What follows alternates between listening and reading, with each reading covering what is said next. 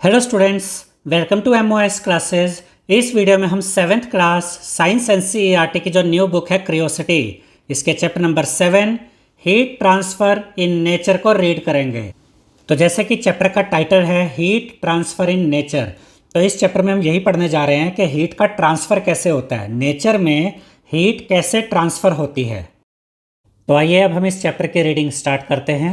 पैमा and her brother Parden reside in Gangtok, यानी कि पैमा और उसका भाई पार्डेन ये गैंगटॉक में रहते हैं जो कि सिक्किम में है। On a cold winter evening, यानी कि सर्दियों में एक बहुत ही ठंडी शाम है। They are sitting around a fireplace, और वे दोनों एक फायर प्लेस के पास बैठे हैं, जैसे कि यहाँ पर आप इस पिक्चर में देख सकते हैं। ठीक है, अब आगे देखते हैं। Parden shares his experiences of visiting Kerala during the winter vacation. Parden ने अपने कुछ एक्सपीरियंस शेयर किए जो कि विंटर वेकेशन में जब वो केरला गया था, तो विंटर वेकेशन में उसके केरला में क्या एक्सपीरियंस रहे, उसने वो एक्सपीरियंस शेयर किए। ही सेज, वो कहता है, that compare to Gangtok winter in Kerala is comparatively warm and humid. उसने कहा कि गैंगटॉक के कंपैरिजन में केरला में जो विंटर होता है वो गर्म और ह्यूमिड होता है। अब आगे देखते हैं। Both Pema and Parden are curious about why some places are so cold and other quite hot. अब पैमा और पार्डेन के मन में ये बहुत ही उत्सुकता जागी, ये क्यूरियोसिटी आ गई कि ऐसा क्यों होता है कि कुछ जगहें बहुत ठंडी होती हैं जबकि कुछ जगहें बहुत गर्म होती हैं। अब इसके बाद देखते हैं क्या हुआ। Hearing them express their curiosity their grandfather a retired science teacher says, यानी कि उनकी उत्सुकता, उनकी क्रियोसिटी देखने पर उनके ग्रैंडफादर ने, जो कि एक रिटायर्ड साइंस टीचर है, उन्होंने कहा Kerala is closer to the equator than Sikkim, यानी कि जो केरला है वो सिक्किम के कंपैरिजन में इक्वेटर के ज़्यादा क्लोज है। And it also has a long coastline, और उसकी कोस्ट लाइन भी लंबी है, यानी कि वो समुद्र के किनारे है। Which results in warmer and more humid weather condition, जिसकी वजह से केरला की जो वेदर कंडीशन है वो ज़्यादा गर्म और ज़्यादा ह्यूमिड है। तो यहाँ पर दो तीन चीज़ें ग्रैंडफादर ने बताई। एक तो ये कि केरला इक्वेटर के ज़्यादा क्लोज है और वहाँ पर एक लंबी कोस्ट लाइन है, जिसकी वजह से केरला की जो वेदर कंडीशन है वो ज़्यादा गर्म और ज़्यादा ह्यूमिड है। अब इसके बाद क्या हुआ। पार्डन रिप्लाइज, यानी कि पार्डन रिप्लाई करता है, yes we learn in grade 6 science and social science that for us on the earth the sun is the main source of heat and light. यानी कि यहाँ पर पार्डन ये कहता है कि ग्रेड 6 की साइंस और सोशल साइंस में हमने ये पढ़ा था कि अर्थ पर जो हीट का और लाइट का जो मेन सोर्स है वो सन है। And around the equator the climate is generally hot, और हमने ये भी पढ़ा था कि इक्वेटर के पास जो क्लाइमेट होता है वो जनरली हॉट होता है। अब इसके बाद क्या हुआ। एज दे आर टॉकिंग, यानी कि जब ये बातें कर रहे हैं, Pema is keenly observing her grandmother cooking thukpa, a traditional Sikkimese dish in a large metal pan. यानी कि जब ये बातचीत चल रही थी तो पैमा बड़ी उत्सुकता के साथ अपनी ग्रैंड मदर को देख रही थी, जो एक ट्रेडिशनल सिक्किम डिश बना रही थी जिसका नाम है थुक्पा, और वो किस में बना रही थी, उसको लार्ज मेटल पैन में, जो कि यहाँ पर आप देख सकते हैं कि इस लार्ज मेटल पैन में जो ग्रैंड मदर है वो एक सिक्किम डिश बना रही है, थुक्पा।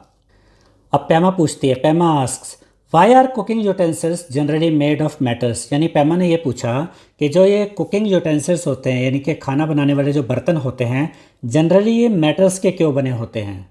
तब इसका रिप्लाई किया पार्डन ने। पार्डन इमीडिएटली रिस्पॉन्ड्स, उसने फटाफट से इसका रिप्लाई किया, रिस्पॉन्ड किया, that they had studied in the chapter the world of matters and non matters that such materials are good conductors of heat.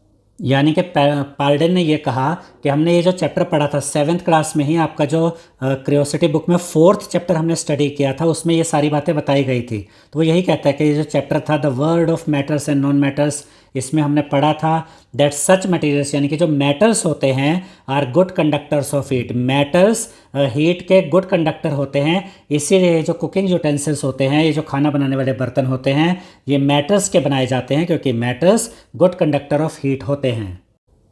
और जैसा कि हमने chapter number 4 the world of matters and non matters की reading में भी आपको ये बात समझाई थी कि जब हम ये कहते हैं कि matters good conductors of heat होते हैं, तो इसका ये मतलब होता है स्टूडेंट्स कि जो मैटर्स होते हैं ये अपने अंदर से हीट को पास होने देते हैं, हीट को फ्लो होने देते हैं।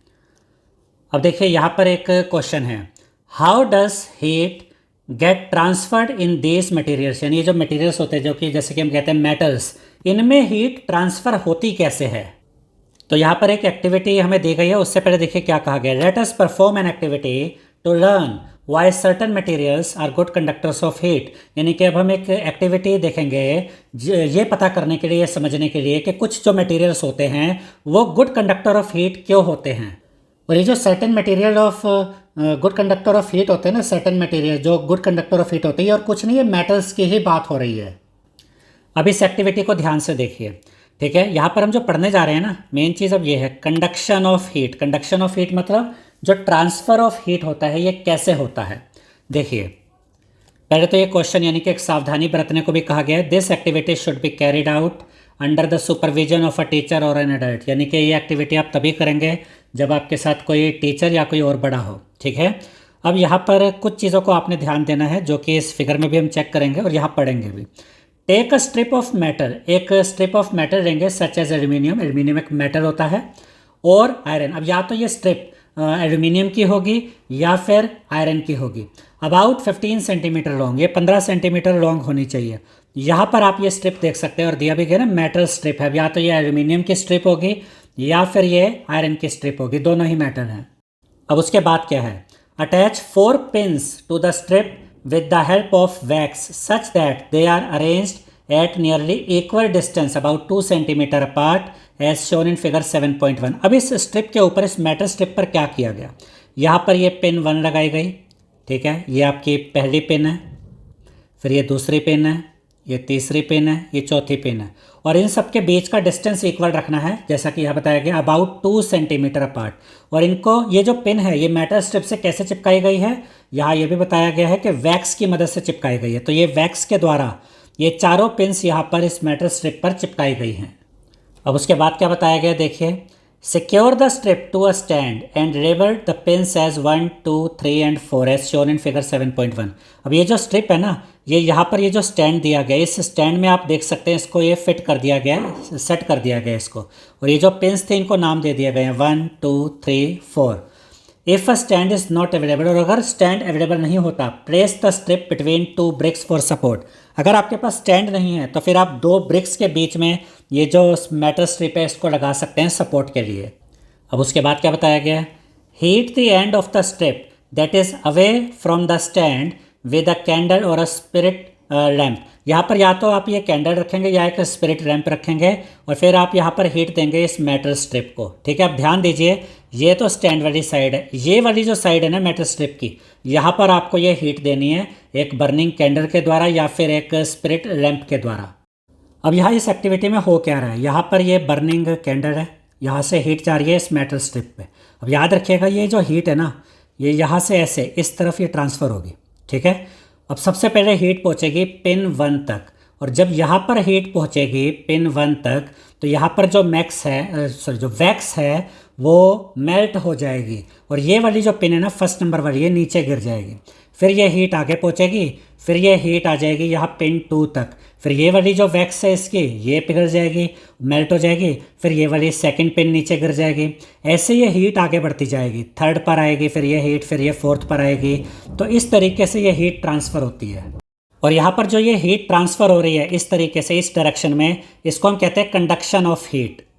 अब आगे देखिए, what will happen to the pins, pins के साथ क्या होगा ये मैं आपको पहले बता चुका हूँ। सबसे पहले हीट यहाँ तक पहुँचेगी फर्स्ट पिन तक, इसकी वैक्स पिघलेगी और ये वाली पिन गिर जाएगी, फिर सेकंड पिन गिरेगी, फिर 3rd और फिर 4th, ठीक है। तो ये बातें आपने ध्यान में रखनी है। Will they remain attach to the strip और विल दे फोर, क्या ये पिन्स स्ट्रिप के साथ जुड़ी रहेंगी या गिर जाएंगी, तो हम जानते हैं कि ये गिर जाएंगे, ठीक है।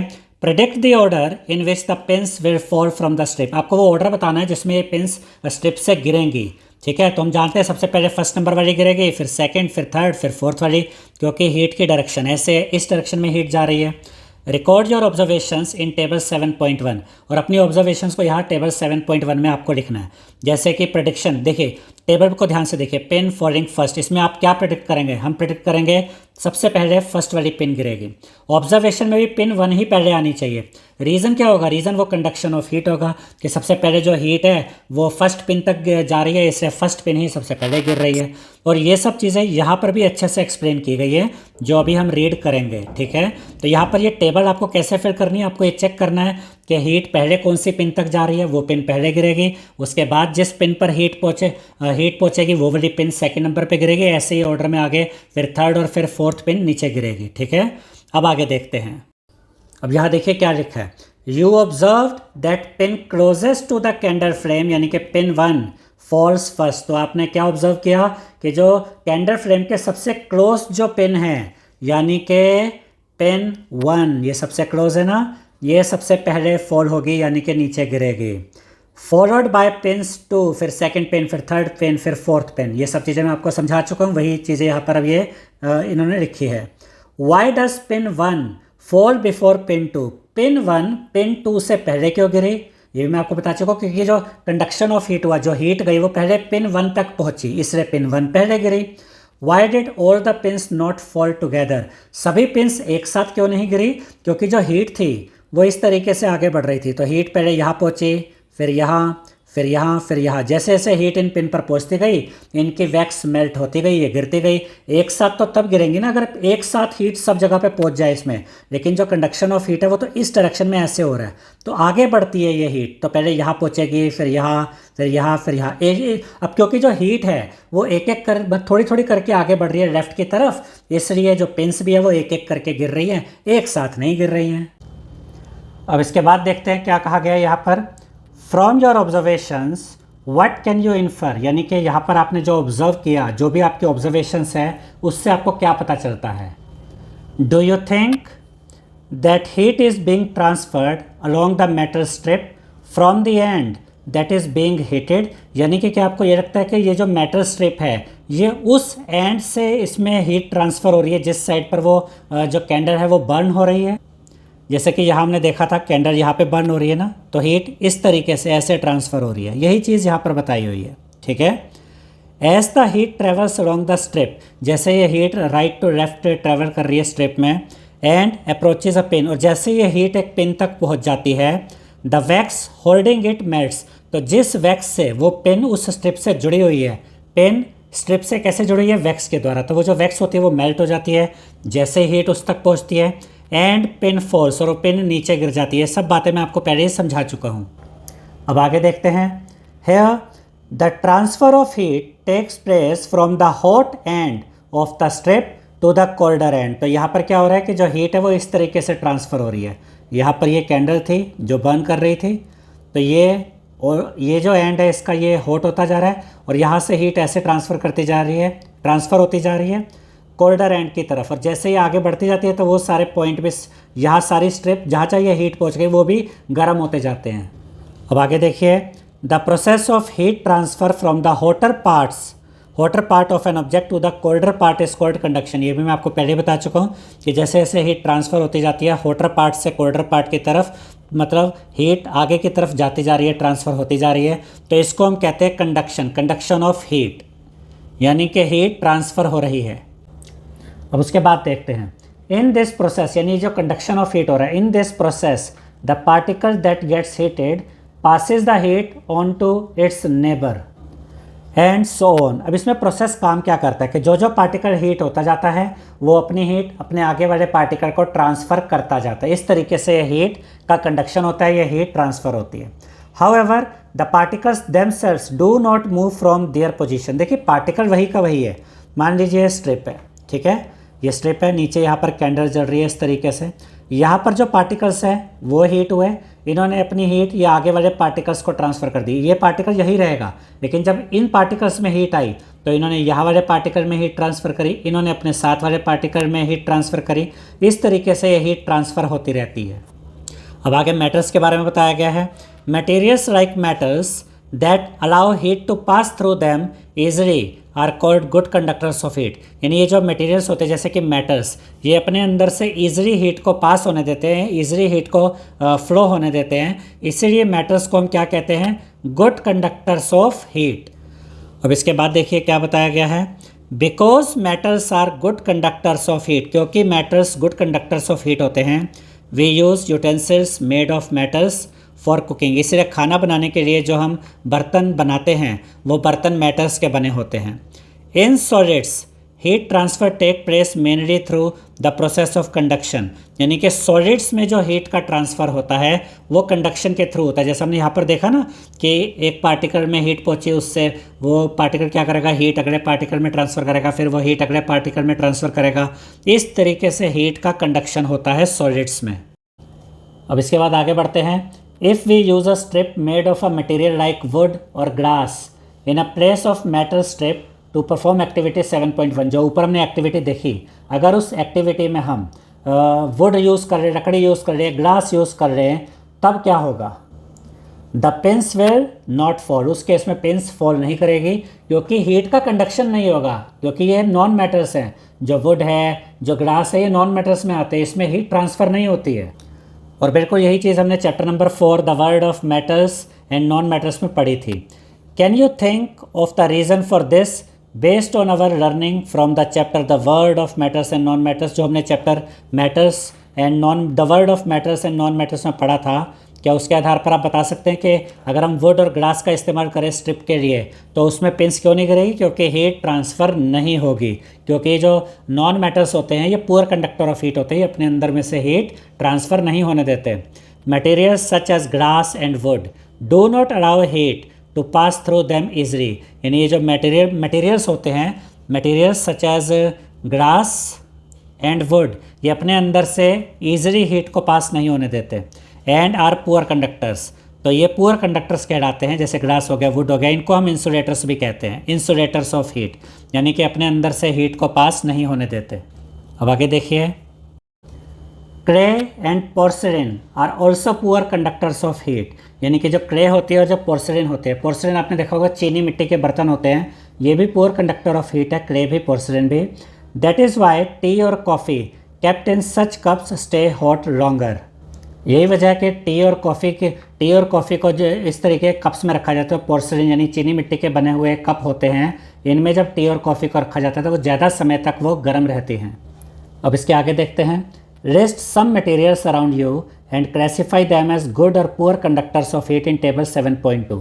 टेबल 7.2 में यहाँ ये सेकंड कॉलम है, इसमें आप लिखेंगे जो मटेरियल है, जैसे यहाँ स्टील लिखा है, और यहाँ आएगा कि वो good or poor conductor of heat, ये जो भी चीज़ जो मटेरियल आपने यहाँ पे लिखा है गुड कंडक्टर ऑफ हीट है या पुअर कंडक्टर ऑफ हीट है। स्टील का तो हमने क्या लिखना है इधर, गुड कंडक्टर ऑफ हीट। अब वुड के लिए हम क्या लिखेंगे, पुअर कंडक्टर। इसके अलावा आप अपने आसपास और भी चीज़ें देख सकते हैं, फिर उन मटेरियल्स के नाम आप यहाँ पर लिखेंगे, और वो गुड कंडक्टर है तो गुड कंडक्टर लिखेंगे, पुअर कंडक्टर है तो पुअर कंडक्टर लिखेंगे। अब यहाँ देखिए क्या कहा गया है, does your list include air, क्या आपकी इस लिस्ट में जो यहाँ पर आप लिखेंगे क्या इस लिस्ट में एयर है? If it is there on the list, अगर आप एयर भी यहाँ लिखते हैं, where have you placed it, तो आपने उसे क्या कहाँ लिखा, मतलब वो गुड कंडक्टर ऑफ हीट में आएगी या पुअर कंडक्टर ऑफ हीट में आएगी? तो याद रखिएगा स्टूडेंट्स कि जो एयर होती है ये पुअर कंडक्टर ऑफ हीट होती है, ठीक है। इसके बारे में डिटेल में अब हम आगे पढ़ेंगे।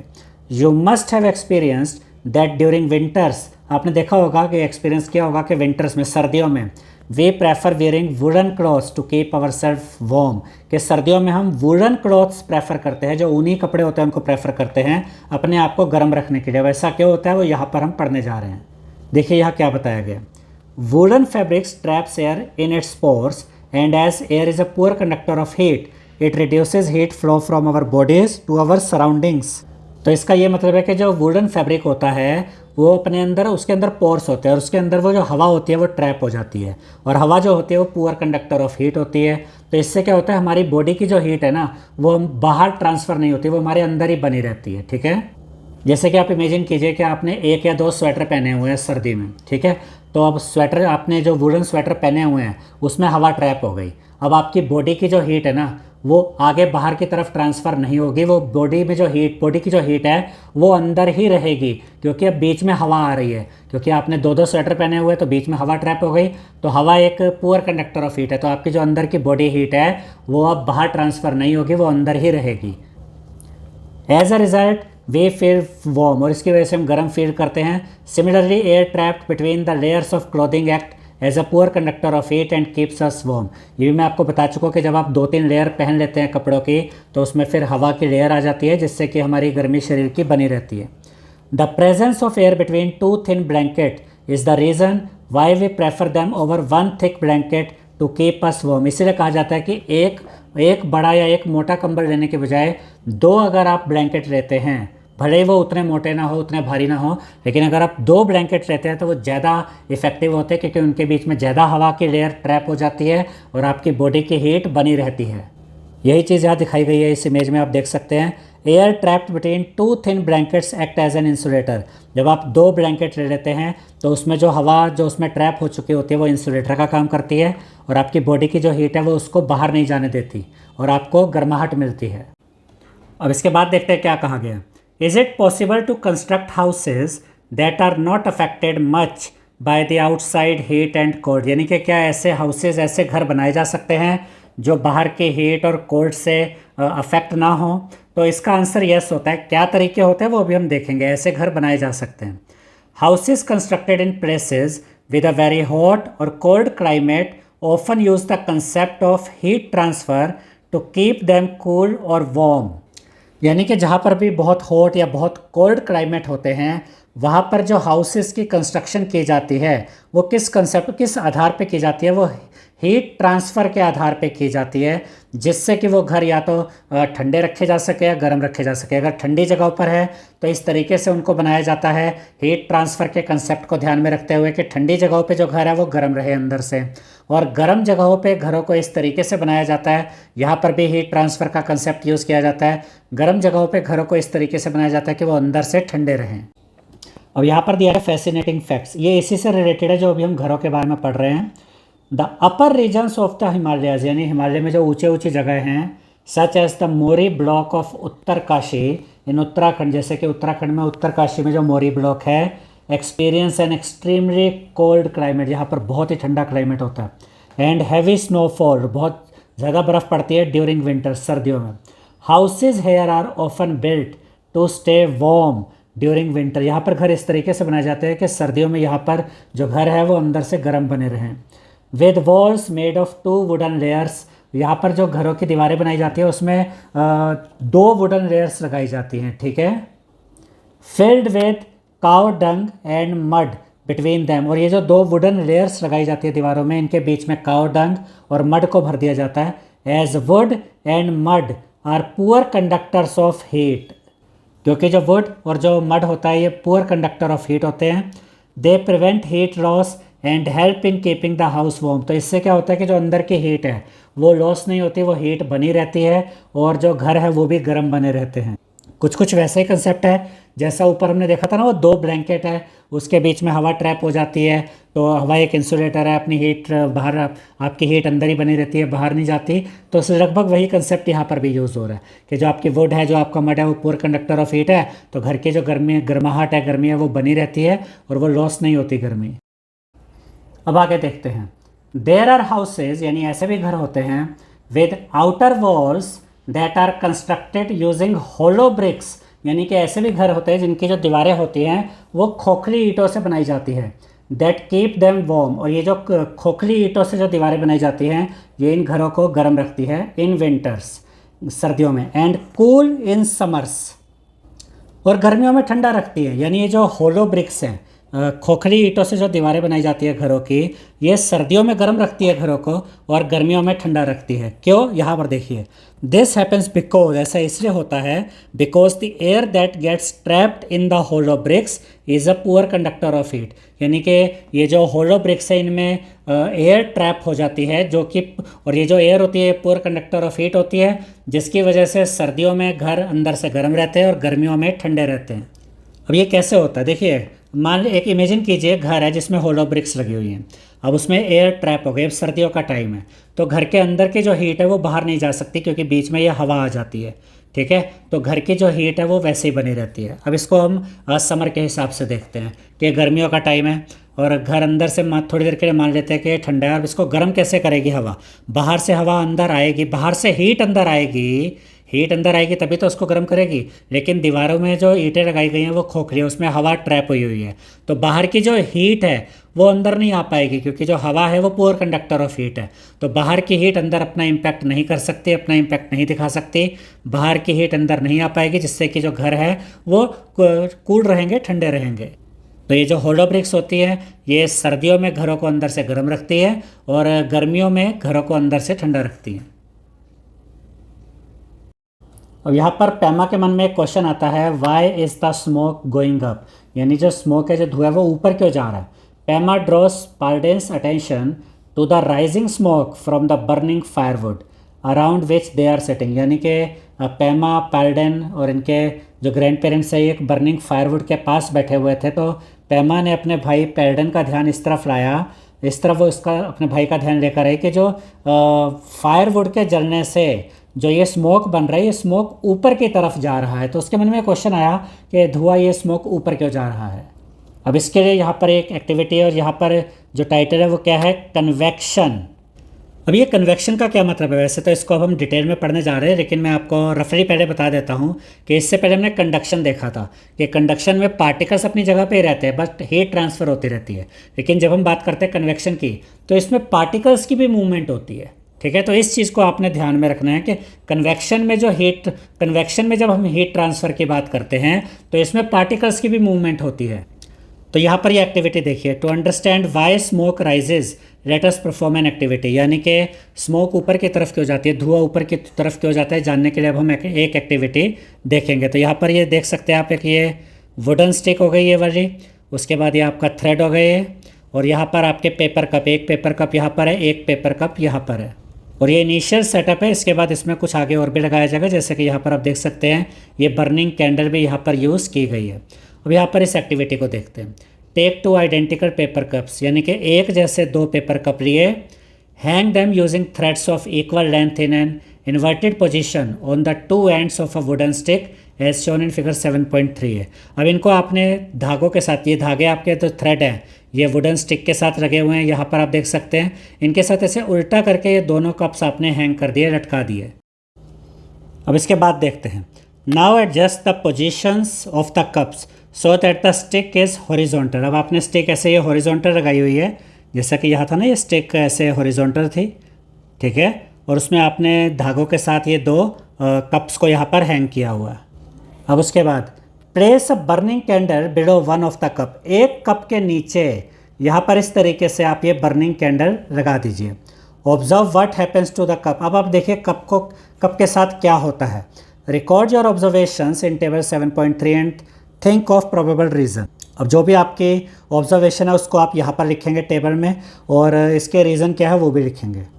अब यहाँ पर ये जो ऑब्जर्वेशन है और ये जो प्रोबेबल रीज़न है वो यहाँ पर हमें दिया गया है, इसको हम रीड करते हैं। पहले मैं आपको बता देता हूँ कुछ चीज़ें कि जब यहाँ पर आपने ये कैंडल, बर्निंग कैंडल लगाई, तो यहाँ पर जो हवा होगी ना, यहाँ पर जो हवा होगी वो हवा हीट हो जाती है और वो एक्सपेंड करने लगती है, फैलने लगती है, हल्की हो जाती है और ऊपर की तरफ उठती है। तो जब यहाँ पर हवा ऊपर की तरफ उठती है तो ये कप भी आप देख सकते हैं यहाँ ऊपर की तरफ जा रहा है, ठीक है। अब इन बातों को ध्यान में रखिएगा। अब यहाँ देखिए क्या कहा गया, you observed that the cup under which the candle was placed rise up, यानी जिस कप के नीचे आपने बर्निंग कैंडल लगाई थी वो कप ऊपर की तरफ उठ गया। वाई इज इट सो, ऐसा क्यों हुआ। The air around the candle flame heats up, यानी ये जो कैंडल फ्लेम थी इसके आसपास की हवा गर्म हो गई। As the air in the cup warm up, अब यहाँ पर जो हवा है ना, मेरी बात को ध्यान से समझिएगा, यहाँ पर हवा गर्म होने लगी। अब इस कप के अंदर भी तो हवा है ना, कप के अंदर भी हवा है, तो ये हीट यहाँ तक भी पहुँच गई, इस कप के अंदर जो हवा वहाँ तक भी हीट पहुँच गई। तो जब वहाँ तक हीट पहुँच गई तो देखिए क्या हुआ, इट एक्सपेंड्स। तो जैसा मैंने आपको अभी बताया था कि जब हवा गर्म हो जाती है तो वो फैलती है, तो कप के अंदर भी हवा वो भी गर्म हो गई, इट एक्सपेंड्स, तो वो जो गर्म हो रही है हवा कप के अंदर वो भी फैल रही है। एंड ऑक्यूपाई मोर स्पेस, और जब वो हवा फैलती है तो उसको और जगह चाहिए। As a result it becomes lighter and rises up, इसकी वजह से हवा अब हल्की हो जाती है और ऊपर की तरफ उठती है, और हमें ये कप ऊपर की तरफ जाता हुआ इस तरीके से नज़र आता है। अब इसके बाद देखिए क्या बताया गया है, you can experience the expansion of air on heating it by placing a partially inflated balloon in the sun, यानी कि एक बैलून है, जैसा कि यहाँ पर आप इस पिक्चर में देख सकते हैं, एक बैलून है, इन्फ्लेटेड बैलून है, उसमें थोड़ी हवा आपने भर रखी है, ठीक है। उसको आपने क्या किया, अगर आप इसको सूरज की रोशनी में रख देते हैं तो इसमें धीरे धीरे क्या होगा, जो अंदर जो इसकी हवा है उसको हीट मिलती जाएगी, और जैसे जैसे वो हवा हीट होती जाएगी वो फैलेगी, और जैसे जैसे वो हवा फैलेगी ये जो बैलून है ये भी बड़ा होता जाएगा। और यहाँ पर मेन चीज़ हमने यही सीखी है कि जैसे जैसे हवा को हीट मिलती है हवा फैलती है, यानी कि हवा एक्सपेंड करती है। After the air in the balloon gets heated it expands and the balloon becomes larger, और जैसे ये बैलून के अंदर वाली हवा गर्म हो जाती है तो वो एक्सपेंड करती है, फैलती है, और ये बैलून बड़ा हो जाता है साइज़ में। अब इसके बाद देखते हैं, you must have observe that when an incense stick, यानी कि अगरबत्ती इज़ बर्न्ट, आपने देखा होगा, ऑब्जर्व किया होगा कि जब अगरबत्ती जलती है स्मोक राइजेज अप, तो उसमें से स्मोक ऊपर की तरफ जाता है, धुआं ऊपर की तरफ जाता है। Smoke is a mixture of hot gases and tiny solid particles that are released when something burns, यानी ये जो स्मोक होता है ये मिक्सचर होता है, किस किस चीज़ का मिक्सचर होता है यहाँ बताया गया है। स्मोक मिक्सचर होता है हॉट गैसेस का और छोटे छोटे सॉलिड पार्टिकल्स का, जो कब रिलीज होते हैं, जब कोई चीज़ जलती है। As it is warmer then the surrounding air it rises up, अब जब स्मोक जनरेट हुआ, जब स्मोक बना तो वो मिक्सचर है हॉट गैसेस का और छोटे छोटे सॉलिड पार्टिकल्स का। अब ये जो स्मोक होता है ना, ये अपने आसपास की हवा के कंपैरिजन में ज़्यादा गर्म होता है, जिसकी वजह से ये ऊपर की तरफ जाता है।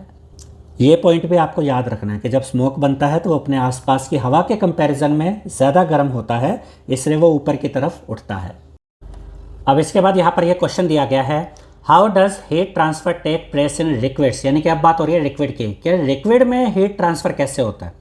दो liquids also rise up when heated like air, अब जैसा अभी हमने एयर के लिए देखा कि एयर जब गर्म होती है तो वो एक्सपेंड करती है, फैलती है और ऊपर की तरफ उठती है, तो क्या एयर की तरह लिक्विड भी गर्म होने पर ऊपर की तरफ उठता है। तो इसको हम एक एक्टिविटी के द्वारा यहाँ पर समझेंगे, लेकिन इसका आंसर वैसे मैं आपको बता देता हूँ कि इसका आंसर भी यस में रहेगा। जैसे हवा गर्म होने पर एक्सपेंड करती है, ऊपर की तरफ उठती है, वैसे लिक्विड के साथ भी होता है, लिक्विड भी गर्म होने पर एक्सपेंड करता है और लिक्विड के पार्टिकल्स भी ऊपर की तरफ उठते हैं।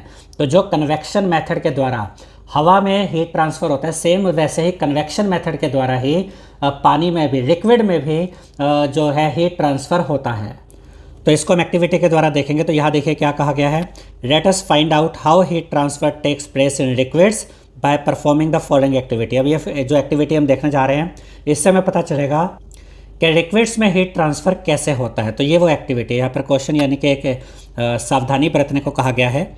This activity should be carried out under the supervision of a teacher और एन एडल्ट, यानी ये एक्टिविटी आप तभी करेंगे जब आपके साथ कोई टीचर या कोई बड़ा हो, ठीक है। अब देखिए एक्टिविटी क्या है, टेक अ 500 मिलीलीटर बीकर, आपको एक 500 मिलीलीटर वाला बीकर लेना है, half filled with water as shown in figure 7.5 है। तो इसको आधा पानी से भर देंगे, जैसा कि यहाँ पर इस पिक्चर में दिखाया गया। ये बीकर है, बीकर में आधा आपने पानी भर दिया है। अब आगे देखिए, with the help of a straw की मदद से place a grain of potassium permanganate at the centre of the beakers base.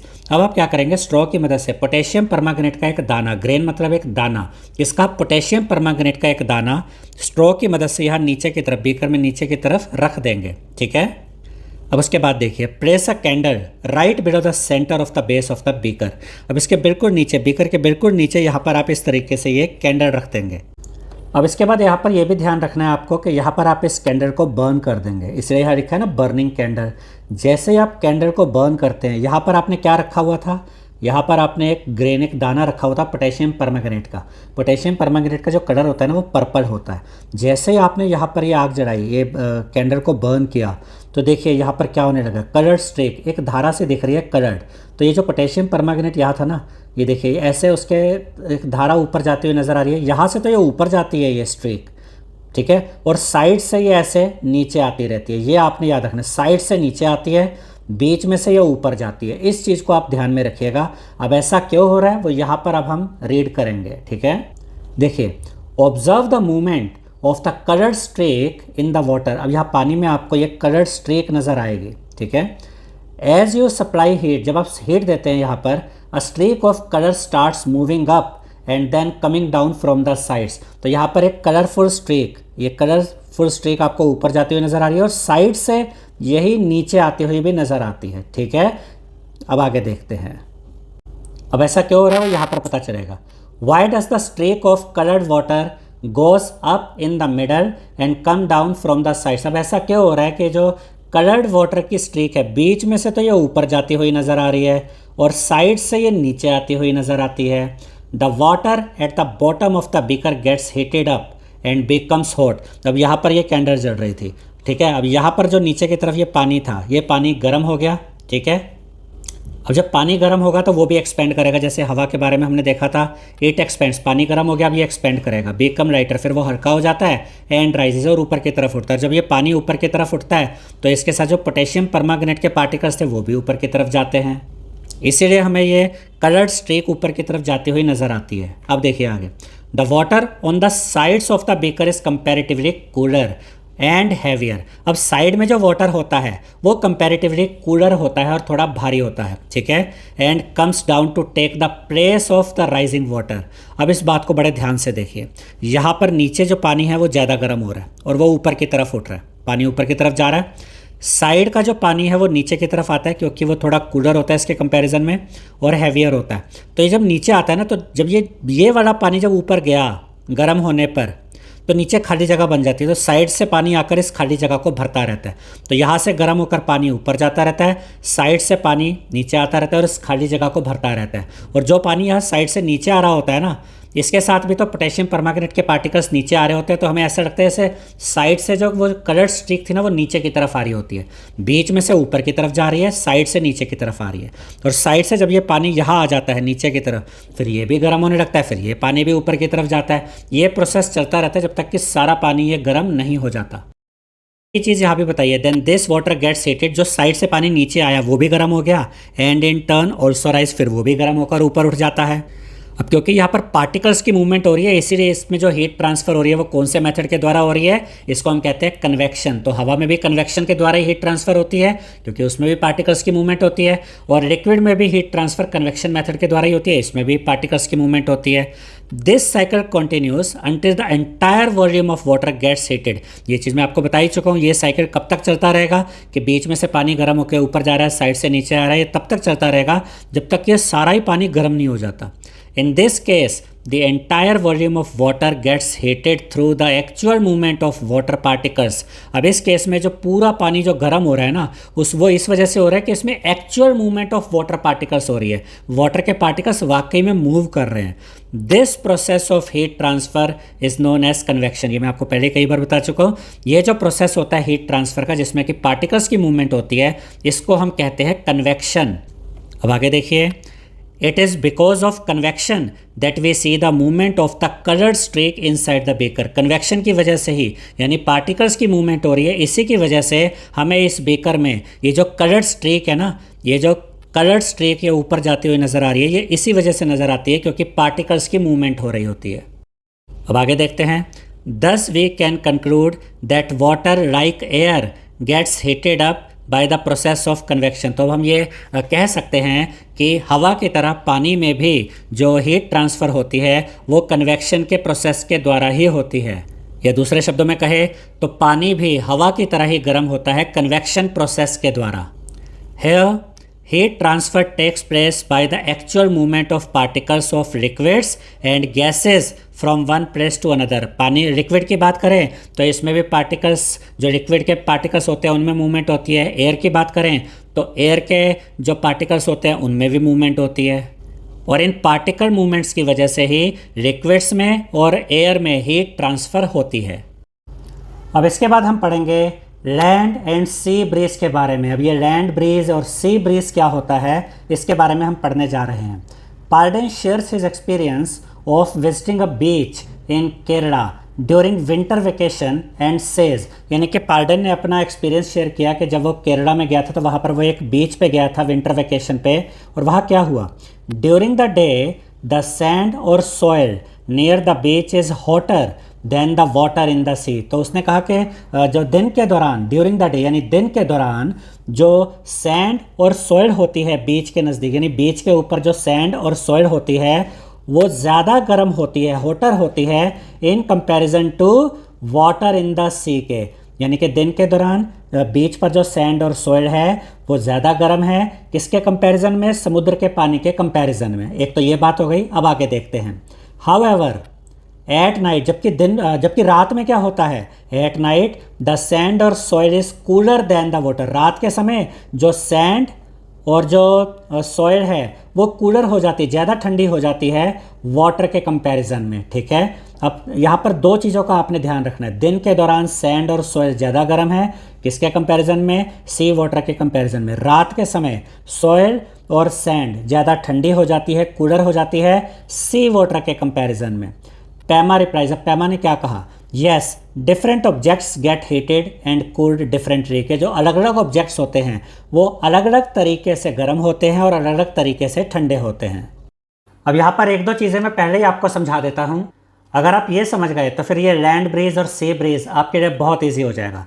देखिए, आप इस चीज़ को याद रखिएगा कि अगर आप लैंड को, जब हम लैंड कहते हैं तो लैंड में आपका सैंड भी आ जाता है, सॉइल भी आ जाती है, या हम कह सकते हैं कि नॉर्मल हम ज़मीन की बात कर रहे हैं। अगर आप लैंड और वाटर दोनों को एक समान हीट देते हैं तो जो लैंड होता है ना, लैंड कहिए, सैंड कहिए या सॉइल कहिए, ये जल्दी गर्म होते हैं, ज़्यादा तेज़ी से गर्म होते हैं इन कंपैरिजन टू वाटर। और अगर आप इन दोनों को एक समान ठंडा करते हैं, ठीक है, आपने एक तरफ लैंड को ठंडा किया और एक तरफ आपने वाटर को ठंडा किया, तो जो लैंड होता है ना, या सैंड या सॉइल होता है, ये कंपैरेटिवली जल्दी ठंडे भी हो जाते हैं इन कंपैरिजन टू वाटर। तो ये लैंड जल्दी गर्म भी होती है इन कंपैरिजन टू वाटर, और ये जल्दी ठंडी भी होती है इन कंपैरिजन टू वाटर। ये पॉइंट अगर आप याद रख लेते हैं तो फिर ये लैंड और सी ब्रीज आपके लिए बहुत ईजी हो जाएगा। अब इसके बाद क्या लिखा है देखिए, let us check how land and water get heated and cooled by performing an activity. अब हम एक एक्टिविटी के द्वारा ये देखेंगे कि लैंड और वाटर कैसे गर्म होते हैं और कैसे कूल यानी ठंडे होते हैं। अब ये एक्टिविटी में भी क्वेश्चन यानी कि सावधानी बरतने को कहा गया है। This activity should be carried out on a clear Sunny day, यानी कि आपको ये एक्टिविटी एक क्लियर डे पे करनी है, सनी डे पे करनी है, जब अच्छी रोशनी हो, under the supervision of a teacher और एन एडल्ट, और जब आपके साथ कोई टीचर हो, कोई बड़े हों, तभी आप ये एक्टिविटी करेंगे। Take 2 identical balls as shown in figure 7.6। बिल्कुल एक तरीके की आपने ये दो कटोरियाँ लेनी है, जैसे कि यहाँ पर आप देख सकते हैं। ठीक है, फिल वन बोल half way with soil and the other बोल हाफ वे विद वाटर। एक को आप आधा मिट्टी से भर देंगे, जैसे यहाँ देख सकते हैं, और एक को आधा आप पानी से भर देंगे। ठीक है, fix a laboratory thermometer in each बोल। दोनों ही कटोरियों में, दोनों ही बोल में आप लेबोरेटरी थर्मामीटर लगाएंगे एज शोन इन फिगर 7.6। यहाँ पर आपको ये लेबोरेटरी थर्मामीटर नज़र आ रहा है, ये दिखाया गया है इधर। ठीक है, और यहाँ पर ये भी नज़र आ रहा होगा, ये भी लेबोरेटरी थर्मामीटर है। अब आगे देखते हैं।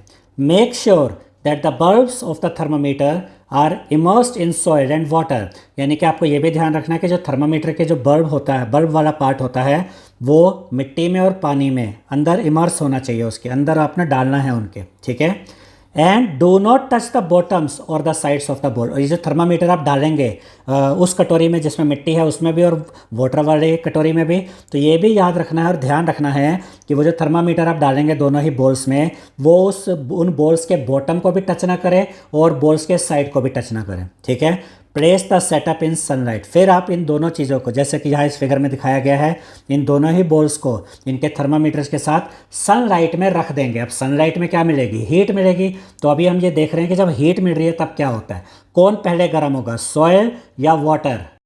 तो अब तो आप जानते हैं, मैं आपको समझा ही चुका हूँ कि जब आप इनको हीट देंगे तो जो सॉइल है वो वाटर के कंपैरिजन में जल्दी गर्म हो जाएगी। ठीक है, अब यहाँ पर क्या कहा गया है? Measure the temperature of soil and water every 5 minutes. Her 5 minute में सॉइल और वाटर के टेम्परेचर को मेजर कीजिए and record the data in table 7.4। और इस डाटा को यहाँ पर आपको रिकॉर्ड करना है। जो temperature of soil in degree Celsius है वो यहाँ लिखते जाएंगे आप यहाँ पर। ठीक है, और जो इस जगह पे तो सॉइल का टेम्परेचर लिखते जाएंगे आप। ठीक है, हर 5 मिनट पे। और यहाँ पर आप वाटर का टेम्परेचर लिखते जाएंगे, temperature of water in degree Celsius. यहाँ पर आपको वाटर का टेम्परेचर आ जाएगा, तो ये आपको खुद नोट करना है और यहाँ पर ये लिखना है। लेकिन इतना याद रखिएगा कि एक चीज़ यहाँ कंफर्म होने वाली है कि जो सॉइल का टेम्परेचर है वो आपको ज़्यादा ही मिलने वाला है वाटर के कंपैरिजन से, क्योंकि दोनों को जब सनलाइट मिल रही है, हीट मिल रही है, तो सॉइल जल्दी गर्म होगी इन कंपैरिजन टू वाटर। अब क्या कहा गया है? Study the rise in temperature of soil and water. फिर सॉइल और वाटर दोनों के टेम्परेचर में कितना राइज हो रहा है, कितना टेम्परेचर बढ़ रहा है, वो आपको स्टडी करना है। Did the temperature rise by the same amount for both the soil and the water at the same time. क्या दोनों का टेम्परेचर एक समान बढ़ रहा है? एक तो आपको ये चेक करना है कि क्या दोनों का, यानी कि सॉइल और वाटर, क्या दोनों का टेम्परेचर एक ही स्पीड से बढ़ रहा है? If not, which one got heated faster. और अगर एक समान स्पीड से नहीं बढ़ रहा है दोनों का टेम्परेचर, तो किसका टेम्परेचर ज़्यादा स्पीड से बढ़ रहा है? तो ये मैं आपको पहले ही बता चुका हूँ कि सॉइल का टेम्परेचर ज़्यादा स्पीड से इंक्रीज होगा, ज़्यादा स्पीड से बढ़ेगा। अब इसके बाद देखिए, how much was the rise in temperature of the soil and the water in 20 minutes. अब यहाँ पर आपको पूरा तो नोट करना ही है कि 0 मिनट पे कितना टेम्परेचर था, 5 मिनट पे कितना था, 10 मिनट पे कितना टेम्परेचर था, 15 मिनट पे, फिर 20 मिनट पे। तो जो भी आप कंपैरिजन करेंगे वो यहाँ पर आप लिख सकते हैं। लेकिन एक चीज़ कंफर्म है कि 20 मिनट्स के बाद, क्योंकि दोनों ही बोल्स को, एक में मिट्टी है एक में वाटर है, दोनों को ही सनलाइट में रखा गया है, तो सॉइल का टेम्परेचर आपको ज़्यादा ही मिलने वाला है, ये तो कंफर्म है। After 20 minutes you will find that the temperature of the soil rises more than that of the water। यही चीज़ यहाँ पर लिखी हुई है कि 20 मिनट के बाद आपको ये दिख जाएगा कि जो सॉइल में, मिट्टी के टेम्परेचर में जो बढ़ोतरी हुई है, जो राइज हुआ है, वो वाटर के कंपैरिजन से ज़्यादा ही होगा। This indicates that the soil heats up faster than water. इससे हमें यह पता चलता है कि जो मिट्टी होती है, जो सॉइल होती है, वो वाटर के कंपैरिजन में जल्दी गर्म हो जाती है। अब इसके बाद क्या बताया गया है, does the soil also cool faster than water. और क्या जो सॉइल होती है वो वाटर के कंपैरिजन में क्या ठंडी भी जल्दी हो जाती है? बिल्कुल, ये सब चीज़ें मैं आपको समझा चुका हूँ। After letting the soil and water get heated, यानी कि पहले तो आपने सॉइल और वाटर को गर्म होने दिया। ब्रिंग द सेटअप इनडोर्स, उसके बाद आप क्या करेंगे, अब आप उन दोनों ही बॉल्स को, पूरा जो सेटअप है वो जिनमें थर्मामीटर भी लगा हुआ है, पूरा सेटअप आप इनडोर ले आएंगे, यानी कि कह सकते हैं कि घर के अंदर ले आएंगे। And let it cool for 20 minutes. अब आप उनको दोनों को ठंडा होने देंगे 20 मिनट तक। You will observe that the soil cools faster than water just as it gets heated faster. और आपको अब ये पता चलेगा, आप ये ऑब्जर्व कर सकते हैं कि सॉइल वाटर के कंपैरिजन में ठंडी भी जल्दी हो जाती है, बिल्कुल वैसे ही जैसे वो वाटर के कंपैरिजन में गर्म जल्दी हो जाती है। तो जब आपने इन दोनों को, सॉइल और वाटर को, धूप में रखा था तो सॉइल जल्दी गर्म हो गई थी वाटर के कंपैरिजन में। जब इन दोनों ही चीज़ों को आप इंडोर ले आए ठंडा होने के लिए, तो फिर आप देखेंगे कि जो सॉइल है वो वाटर के कंपैरिजन में ठंडी भी जल्दी हो जाती है। अब इसके बाद हम पढ़ेंगे सी ब्रीज के बारे में। यहाँ पर ये पिक्चर में दिखाया भी गया है। सी ब्रीज पहले मैं आपको समझा देता हूँ इस पिक्चर के द्वारा, उसके बाद ये जो पूरा पार्ट है इसको हम रीड करेंगे, ठीक है? तो पहले इसको इस इमेज से हम सीखते हैं। देखिए, जो ये कोस्टल एरियाज़ होते हैं, समुद्र के किनारे वाले जो इलाके होते हैं, जो एरियाज़ होते हैं, यहाँ क्या होता है, जब दिन का समय होता है, जैसे देख सकते हैं सूर्य निकला हुआ है, तो ये जो लैंड होती है ना, ये जल्दी गर्म हो जाती है इन कंपैरिजन टू सी के, यानी कि जो सी वाटर होगा उसके कंपैरिजन में ये लैंड जल्दी गर्म हो जाएगी। जब लैंड जल्दी गर्म होगी तो लैंड के ऊपर जो ये एयर होती है ना, गर्म होकर ये एक्सपेंड होती है, हल्की होके ये एयर यहाँ से ऊपर की तरफ उठ जाती है। अब यहाँ पर जब एयर ऊपर की तरफ जाती है तो यहाँ नीचे एक खाली स्पेस बन जाता है, और यहाँ पर जो ये समुद्र का जो पानी होता है ये अभी उतना गर्म नहीं हुआ होता, तो इसके ऊपर जो हवा होती है ना, यानी इस एरिया में जो हवा होती है वो कंपैरेटिवली ठंडी होती है। यानी लैंड का टेम्परेचर जल्दी बढ़ गया तो लैंड के ऊपर जो हवा है वो गर्म होकर ऊपर की तरफ उठ गई, तो ये नीचे की तरफ एक खाली स्पेस बन गया। इतना आपको समझ आ गया। लेकिन समुद्र का पानी, सी वाटर, अभी उतना गर्म नहीं हुआ, तो यहाँ पर जो हवा है वो कंपैरेटिवली अभी ठंडी रहती है और नीचे की तरफ रहती है, ठीक है? क्योंकि वो हैवी होती है, अभी वो ठंडी है ना, तो हैवी है तो नीचे की तरफ है। तो ये जो यहाँ खाली जगह बन गई है ना, इसको भरने के लिए यहाँ से ये जो ठंडी हवाएं हैं समुद्र के ऊपर वाली, ये इधर आना शुरू कर देती हैं, ठीक है? तो इसको हम कहते हैं सी ब्रीज, यानी जो सी की तरफ से आ रही है लैंड की तरफ, सी से लैंड की तरफ जो ठंडी हवाएं चलती है दिन के दौरान, इसको कहते हैं सी ब्रीज। इसकी वजह से यहाँ पर जो घर बनाए जाते हैं ना, इनकी विंडोज़ अगर आप देखेंगे, जैसे यहाँ पर आप विंडोज़ देखेंगे तो वो सी फेसिंग बनाई जाती है, सी की तरफ, क्योंकि यहाँ से ठंडी हवाएं आ रही होती हैं जो फिर इन विंडोज़ से घर में जाती है। तो जो सी ब्रीज है वो दिन के दौरान चलती है और वो समुद्र से, सी से लैंड की तरफ चलती है, ये ठंडी हवाएं होती हैं, ठीक है? अब इन सब चीज़ों को ध्यान में रखते हुए हम ये पूरा पार्ट यहाँ पर पढ़ते हैं। People living in coastal areas experience an interesting phenomena caused by the heating and cooling of land and water at different rates. यानी जो कोस्टल एरिया में रहने वाले जो लोग होते हैं वो एक बड़ा ही इंटरेस्टिंग फिनोमिना एक्सपीरियंस करते हैं, और ये एक्सपीरियंस इसलिए होता है उनको क्योंकि जो लैंड और वाटर की जो हीटिंग और कूलिंग होती है वो अलग अलग स्पीड पर होती है। अब देखिए, as the land gets heated faster then water during the day, ये मैं आपको बता ही चुका हूँ, दिन के दौरान जो लैंड होता है वो जल्दी गर्म हो जाता है, जो लैंड वाला पार्ट होता है वो जल्दी गर्म हो जाता है सी वाटर के कंपैरिजन में।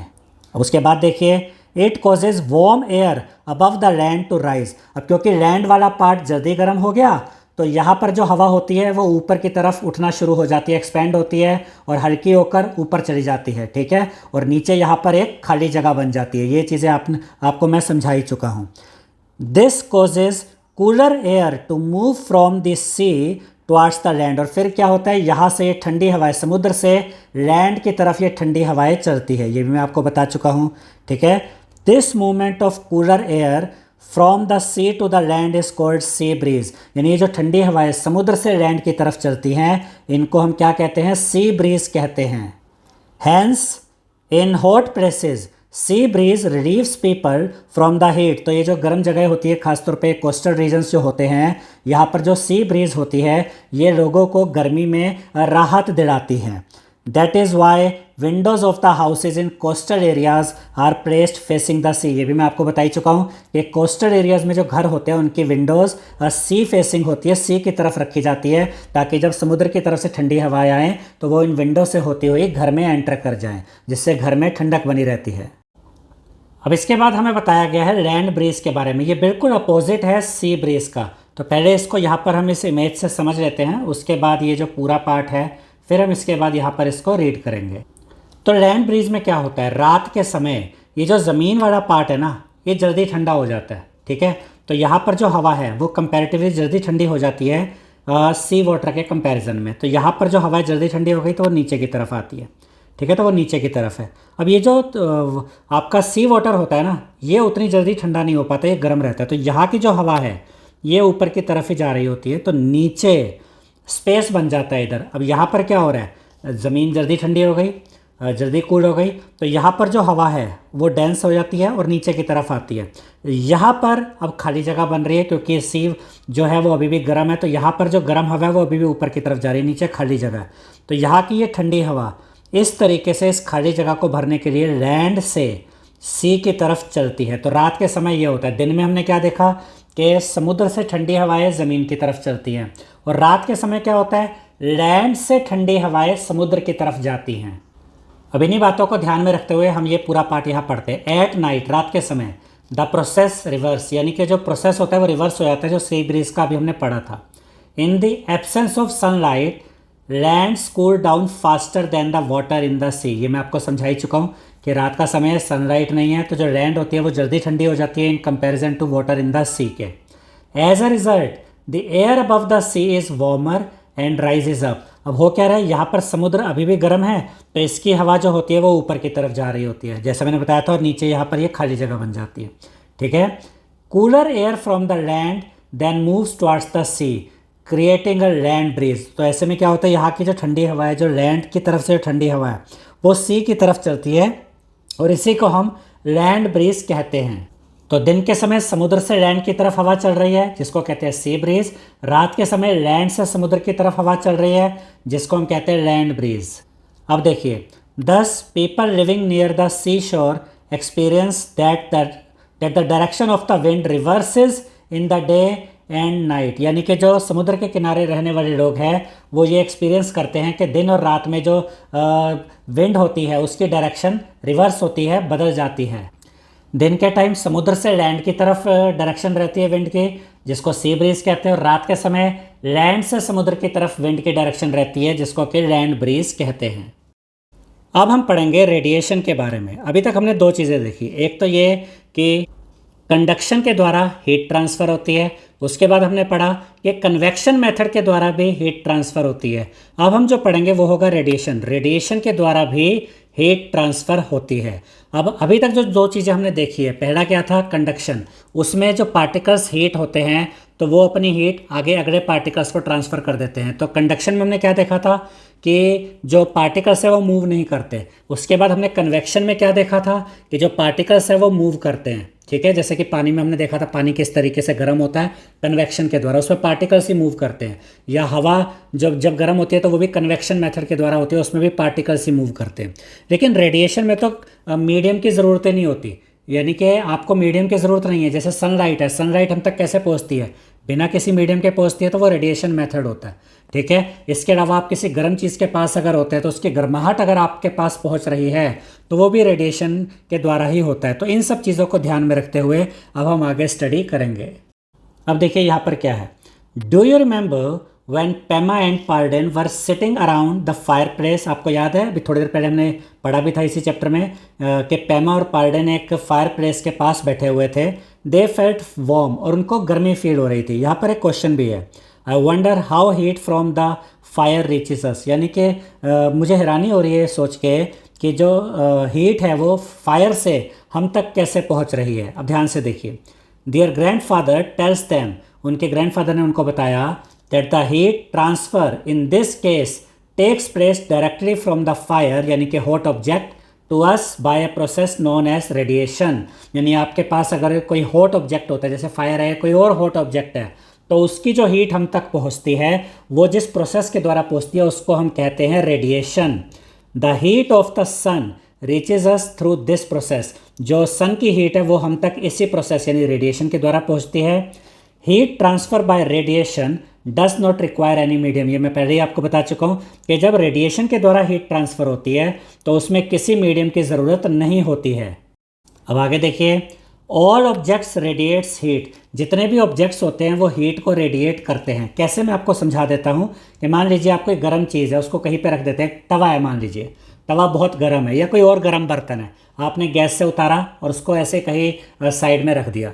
आप कुछ टाइम के बाद अगर उसको चेक करेंगे तो उसकी जो हीट होगी ना वो चली गई होगी। वो कहाँ चली गई होगी, क्योंकि उसमें से वो हीट उसकी सराउंडिंग्स में ट्रांसफ़र हो गई होगी। जिस जगह के ऊपर आपने उसको रखा होगा उसकी हीट उसमें ट्रांसफ़र हो गई होगी। इसलिए यहाँ लिखा है ऑल ऑब्जेक्ट्स रेडिएट हीट, सभी ऑब्जेक्ट्स अपनी जो हीट है वो आगे रेडिएट कर देते हैं, आगे ट्रांसफ़र कर देते हैं। इसको आगे डिटेल में यहाँ पर पढ़ते हैं। You must have observed that a hot utensil kept away from the flame cools down after some time. आपने देखा होगा, ऑब्जर्व किया होगा कि अगर कोई गर्म बर्तन है, अगर आप उसको आग से दूर रख देते हैं तो कुछ समय के बाद वो ठंडा पड़ जाता है, ठंडा हो जाता है वो बर्तन। What is the reason for it, इसका क्या रीज़न है, उसकी हीट कहाँ गई। The hot utensil cools down by radiating heat to its surroundings. तो होता कि वो जो गर्म यूटेंसिल था, वो जो गर्म बर्तन था, उसने अपनी हीट अपनी जो सराउंडिंग्स थी उसमें रेडिएट कर दी, उनमें उसको दे दी। अब इसके बाद देखिए यहाँ पर हमें क्या दिया गया, डाइव डीपर, कुछ और नॉलेज दी गई है। Why is it more comfortable to wear white or light coloured clothes during summers, यानी कि गर्मियों में हम लाइट कलर्ड या वाइट कलर वाले कपड़े क्यों पहनते हैं और इनमें हमें कंफर्टेबल क्यों लगता है। And dark coloured clothes during winter, और सर्दियों में हमें डार्क कलर वाले कपड़ों में कंफर्टेबल क्यों लगता है, ये हमें बताना है। तो इसका आंसर यहाँ पर देखिए, light coloured clothes reflect most of the heat that falls on them, यानी कि लाइट कलर के जो क्लोथ्स होते हैं उन पर जो हीट पड़ती है उसमें से ज़्यादातर हीट रिफ्लेक्ट हो जाती है, वापस चली जाती है, यानी कि लाइट कलर वाले कपड़े हीट को एब्जॉर्ब नहीं करते। And therefore we feel more comfortable wearing them during summers, इसीलिए गर्मियों में हमें लाइट कलर वाले कपड़े पहनकर ही कंफर्टेबल फील होता है। ठीक है, अब आगे देखते हैं। Dark surfaces on the other hand absorb more heat and therefore we feel more comfortable with dark coloured clothes during winter, जबकि सर्दियों में हम डार्क कलर वाले कपड़े पहनते हैं, क्योंकि जो डार्क कलर वाले कपड़े होते हैं, ये जो डार्क सरफेस होते हैं, ये ज़्यादा हीट को एब्जॉर्ब करते हैं और इससे हमारे शरीर में गर्माहट बनी रहती है। इसलिए सर्दियों के समय, विंटर के समय हम डार्क कलर वाले कपड़े पहनते हैं तो हमें कंफर्टेबल फील होता है। अब इसके बाद देखिए क्या कहा गया है। There are many examples in our daily life where we can observe conduction, convection and radiation happening together, यानी अपनी डेली लाइफ में हम कई ऐसे एग्जाम्पल देख सकते हैं जहाँ पर कि एक साथ ये सब हो रहा होता है, तीनों चीज़ें एक साथ, कंडक्शन भी हो रही है, कन्वेक्शन भी हो रही है और रेडिएशन भी हो रही है। हैपनिंग टुगेदर मतलब एक साथ हो रही है। कैसे, वो यहाँ पर हम एग्जाम्पल के द्वारा समझते हैं। Consider the case of water being heated up, तो यहाँ पर ये जो पानी गर्म किया जा रहा है, इस इमेज में आप देख सकते हैं heating water in a pan, तो यहाँ पर इस बर्तन में पानी गर्म किया जा रहा है। As shown in figure 7.8, let us identify the various ways in which the pan and the water get heated up. तो इसमें हम ये देखेंगे किस तरीके से ये जो बर्तन है, पैन है, ये गर्म हो रहा है, फिर इसमें जो पानी है वो गर्म हो रहा है. As well as the warmth we feel around the flame and the hot pan. और हम जो इस फ्लेम के यानी जहाँ ये काम हो रहा है उसके पास अगर हम खड़े हैं तो इसकी फ्लेम से हीट हम तक पहुँच रही है. और ये जो गर्म पैन है, हॉट पैन है, इसकी हीट भी हम तक पहुँच रही है. तो यहाँ तीनों चीज़ें हो रही है, कंडक्शन भी हो रहा है, कन्वेक्शन भी हो रहा है, रेडिएशन भी हो रहा है. वो मैं पहले आपको समझा देता हूँ, उसके बाद हम आगे का जो पार्ट है उसको रीड करेंगे. तो ये तीनों चीज़ें यहाँ हो कैसे रही है इसको पहले समझ लेते हैं. देखिए, जब ये आग के ऊपर रखा गया, फ्लेम्स के ऊपर रखा गया है बर्तन, तो ये पूरा मेटालिक बर्तन होगा.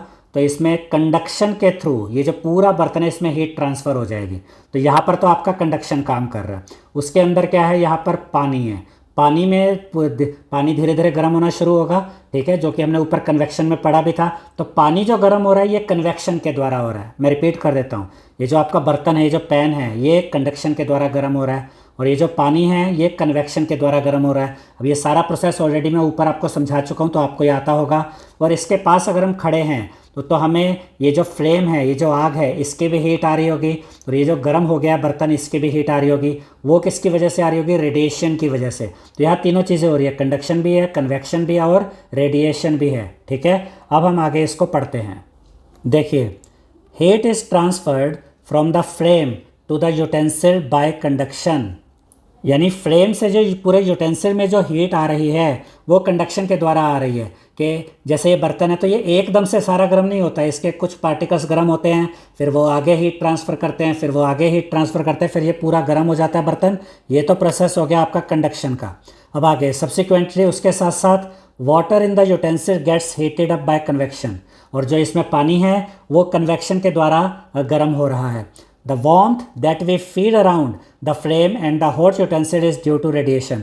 और हम जो इस फ्लेम के पास खड़े हैं, इस बर्तन के पास खड़े हैं, तो इसकी फ्लेम की हीट और इसके गर्म बर्तन की जो हीट हम तक आ रही है वो रेडिएशन के द्वारा आ रही है. तो कंडक्शन भी हो गया, कन्वेक्शन भी हो गया, रेडिएशन भी हो गया.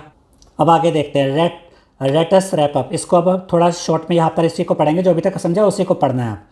From the activities, examples and discussion so far. अभी तक जो भी हमने एक्टिविटीज़ देखी, कंडक्शन की, कन्वेक्शन की, रेडिएशन की, जो एग्जांपल्स देखे और जो भी डिस्कशन किया, we find that there are 3 processes by which heat gets transferred. तो यहाँ पर हमने क्या सीखा अभी तक कि 3 तरीके से हीट ट्रांसफ़र होती है. दीज आर कंडक्शन, एक कंडक्शन के द्वारा, एक कन्वेक्शन के द्वारा और एक रेडिएशन के द्वारा. In conduction heating take place when one particle receives heat. Conduction में हमने क्या देखा था कि एक पार्टिकल हीट रिसीव करता है, फिर वो ट्रांसफ़र करता है हीट अगले पार्टिकल में. Transfer heat to the next particle in contact. जो अगला पार्टिकल उसके कॉन्टैक्ट में उसको हीट ट्रांसफ़र कर देता है. And so on. और ऐसे ये प्रोसेस चलता रहता है, फिर वो पूरा बर्तन ही गर्म हो जाता है, या वो पूरा जो भी चीज़ है मेटल की बनी हुई वो गर्म हो जाती है. The particles themselves do not move away from their positions. यानी कि कंडक्शन का जो प्रोसेस होता है उसमें पार्टिकल्स खुद मूव नहीं करते हैं. यानी कंडक्शन वाले प्रोसेस में पार्टिकल्स अपनी जगह पे रहते हैं, सिर्फ वो अपने अगले वाले पार्टिकल को हीट ट्रांसफ़र कर देते हैं.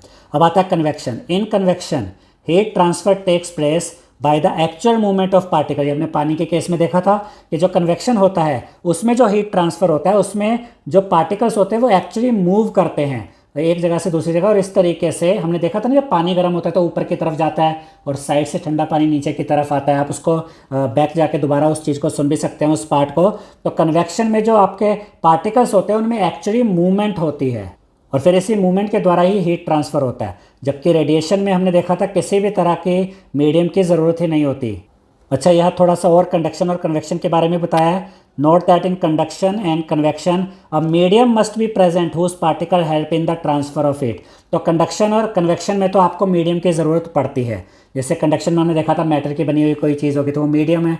कन्वेक्शन में हमने देखा लिक्विड जैसे कि वाटर, तो वो भी एक मीडियम है. तो कंडक्शन और कन्वेक्शन में आपको ट्रांसफ़र ऑफ हीट के लिए मीडियम की ज़रूरत पड़ती है, जबकि रेडिएशन में मीडियम की ज़रूरत नहीं पड़ती, क्योंकि सनलाइट जो हम तक आती है वो बिना मीडियम के आती है, रेडिएशन के द्वारा.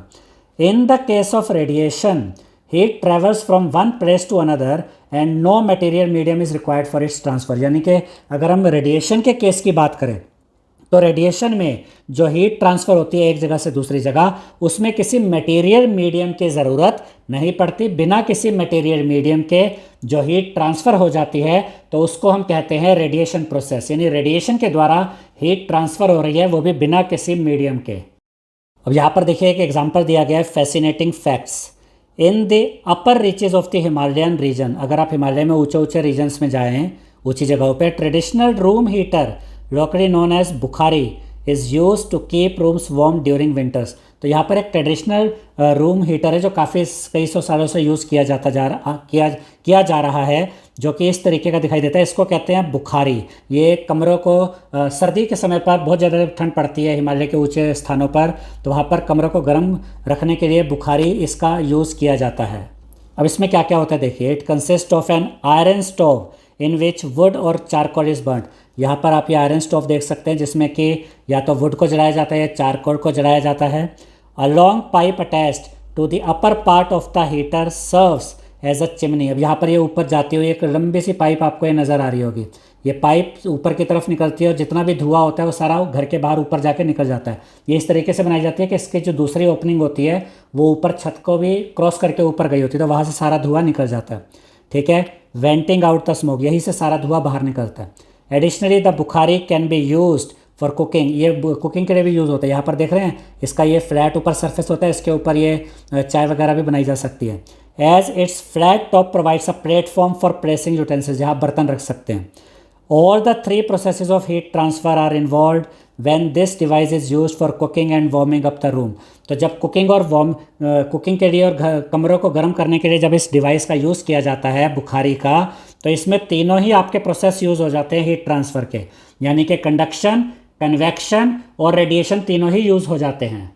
कंडक्शन कैसे यूज़ हो रहा है, यहाँ पर जो आपने ये यूटेंसिल रखा है, बर्तन रखा, यहाँ पर जो ये जब गर्म होगा तो इसमें आपका कंडक्शन आ गया।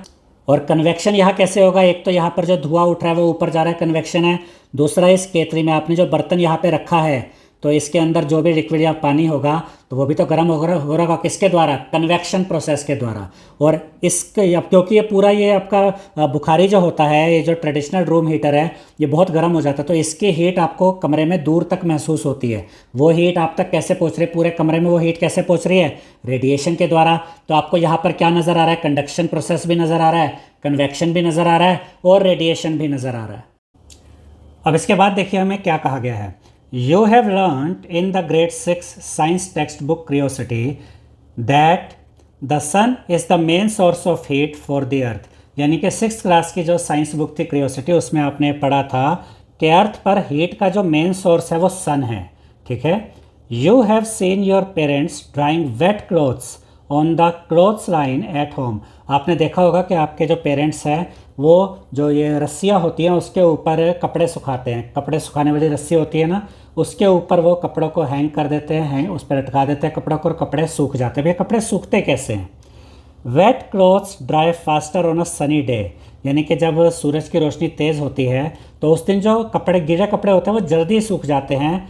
Since the heat from the sun makes the evaporation of water faster, क्योंकि जो सनी डे होता है उस पर जो सन की हीट होती है वो बहुत ज़्यादा आ रही होती है, उसकी वजह से जो वाटर का इवेपोरेशन होता है वो तेज़ हो जाता है। अब इस बात को ध्यान से समझिएगा कि कपड़े जैसे गीले हैं तो उस पर सन हीट जब आती है तो जो पानी होता है ना, पानी इवेपोरेट होता है। इवेपोरेट होने का मतलब है कि जो पानी होता है वो गैसियस फॉर्म में चेंज हो जाता है, और इसको हम कहते हैं कि इवेपोरेशन हो रहा है, पानी का इवेपोरेशन हो रहा है, वाटर इवेपोरेट हो रहा है। ठीक है। और जब वाटर इवेपोरेट हो जाता है, गैसियस फॉर्म में चेंज हो जाता है, तो कपड़े सूख जाते हैं। और जिस दिन धूप कम होती है, हीट कम होती है, उस दिन जो इवेपोरेशन की स्पीड है वो भी कम हो जाती है, जिसकी वजह से कपड़े उतनी जल्दी नहीं सूखते। इसलिए आपने देखा होगा कि जब गर्मियों का टाइम होता है, मई जून का महीना, उसमें तो कपड़े जल्दी सूख जाते हैं, लेकिन जो सर्दियों का टाइम होता है या फिर जो ये ह्यूमिडिटी का टाइम होता है, इसमें कपड़े उतनी जल्दी नहीं सूखते हैं। ठीक है। अब इसके बाद देखिए, thus heat from the sun plays an important role in the evaporation of water, यानी कि सन की जो हीट होती है वो वाटर के इवेपोरेशन में एक इम्पोर्टेंट रोल प्ले करती है।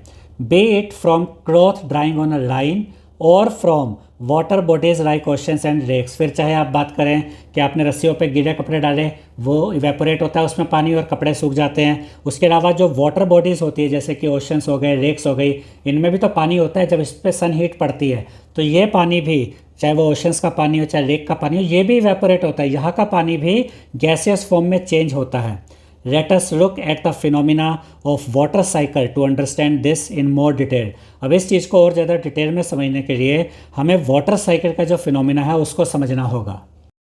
तो अब हम पढ़ेंगे वाटर साइकिल के बारे में।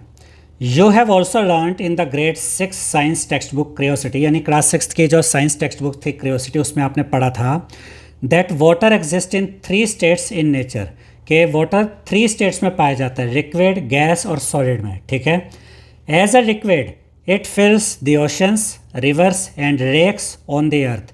अगर हम बात करें लिक्विड की तो अर्थ पर जो ओशंस है, महासागर हैं, नदियां हैं, लेक्स यानी झीलें हैं, इनमें तो ये जो पानी होता है ये लिक्विड स्टेट में होता है।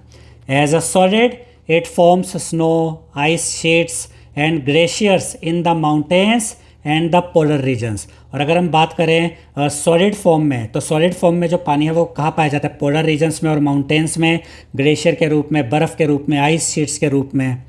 As a gas it exist in the form of water vapour in the earth's atmosphere. और अगर हम बात करें गैसियस फॉर्म में, तो हमारे जो एटमॉस्फेयर होता है, हमारे एटमॉस्फेयर में जो ये वाटर होता है ये गैसियस फॉर्म में पाया जाता है। और जब वाटर गैसियस फॉर्म में होता है तो इसको हम क्या कहते हैं? Water vapour. ठीक है।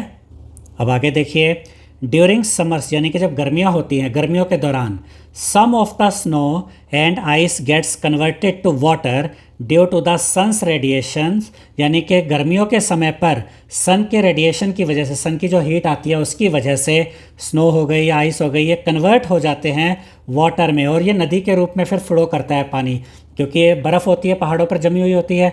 जब ये पिघलती है, सन हीट की वजह से पिघल जाती है, तो ये फिर ये पानी में कन्वर्ट हो जाती है और फिर ये नदी का रूप ले लेता है पानी। And flows down as rivers, फिर ये पानी नदी के रूप में बहता है। And ultimately into the oceans, और फिर ये पानी कहाँ पहुँच जाता है? समुद्र में पहुँच जाता है। The melted ice is replenished by fresh snow during winter. अब ये जो पहाड़ों पर बर्फ़ पिघल जाती है, फिर होता क्या है कि जब सर्दियाँ आती हैं तो फिर फ्रेश स्नोफॉल होती है, फिर से बर्फ़ पड़ती है पहाड़ों पे, और ये जो पहले जो आइस मेल्ट हो गई थी वो फिर वहाँ से पहाड़ों पर फिर वो रिप्लेनिश हो जाती है, यानी वापस से वो बर्फ़ वहाँ पर बन जाती है। तो जो भी चीज़ें अभी हम पढ़ रहे हैं ये सब वाटर साइकिल के बारे में, कि पहाड़ों पर बर्फ़ थी वो पिघल गई, नदी के रूप में आगे बढ़ी, फ्लो किया और फिर कहाँ पहुँच गई? समुद्र में पहुँच गई। अब वहाँ पर जो पानी है जो समुद्र में पहुँच गया है वो पानी, अब ये पानी इवेपोरेट होगा, ऊपर जाएगा, कंडेंस होगा, ठंडा होगा, बादलों का रूप ले लेगा, फिर ये बारिश के रूप में नीचे आ जाएगा। तो इस तरीके से वाटर साइकिल चलता रहता है। ये मैंने अभी आपको रफली बताया है। अब ये आगे का जो प्रोसेस है इसको अब हम और डिटेल में यहाँ पर पढ़ते हैं। देखिए, water in the oceans, rivers and lakes gets heated due to the sun, यानी कि सन हीट की वजह से ये जो ओशंस में, रिवर्स में और लेक्स में जो पानी होता है वो गर्म हो जाता है। And as a result it evaporates as water vapour, और इसके परिणाम स्वरूप इसके रिजल्ट में क्या होता है कि पानी जब ये गर्म हो जाता है, रिवर्स में, ओशंस में, लेक्स में, जब सन हीट की वजह से जब ये पानी गर्म हो जाता है तो ये इवेपोरेट हो जाता है और वाटर वेपर में कन्वर्ट हो जाता है, यानी गैसियस फॉर्म में चेंज हो जाता है। Water also evaporates from trees and plants through transpiration, यानी कि जो ट्रीज होते हैं, जो प्लांट्स होते हैं, इनमें से भी पानी का इवेपोरेशन होता है। इस प्रोसेस को हम कहते हैं ट्रांसपिरेशन। देखिए स्टूडेंट्स, यहाँ पर ये ट्रीज के लिए बताया गया ट्रांसपिरेशन होता है इसमें। जैसे हम इंसानों को स्वेट आता है, पसीना आता है, तो हमारा पानी ऐसे बाहर आता है और फिर वो इवेपोरेट हो जाता है। इसी तरीके से जो प्लांट्स होते हैं, जो ट्रीज होते हैं, इनकी जो पत्तियाँ होती हैं ना, जो लीव्स होती हैं, इनमें छोटे छोटे पोर्स होते हैं जिनको हम स्टोमेटा कहते हैं। वहाँ से पानी बाहर आता है और फिर वो इवेपोरेट हो जाता है। यानी कि हमने क्या क्या देखा, कहाँ से पानी इवेपोरेट हो रहा है? ओशन का वाटर इवेपोरेट होता है, रिवर का वाटर इवेपोरेट होता है, लेक्स का पानी भी इवेपोरेट होता है, प्लांट्स का, ट्रीज का, इन सब से भी पानी का इवेपोरेशन होता है। और प्लांट्स और ट्रीज से जो पानी का इवेपोरेशन होता है इसको हम क्या नाम देते हैं? इसको हम नाम देते हैं ट्रांसपिरेशन। तो जितना भी ये पानी इवेपोरेट होता है, फिर चाहे वो ये वाटर बॉडीज से ऊपर जा रहा हो, चाहे ये ट्रांसपिरेशन के द्वारा ऊपर जा रहा हो, फिर ये जहाँ आप देख सकते हैं कंडेंसेशन होता है और फिर ये बादलों का रूप ले लेता है। यही जो पानी ऊपर गया था वो ये किस रूप में गया था? वाटर वेपर के रूप में।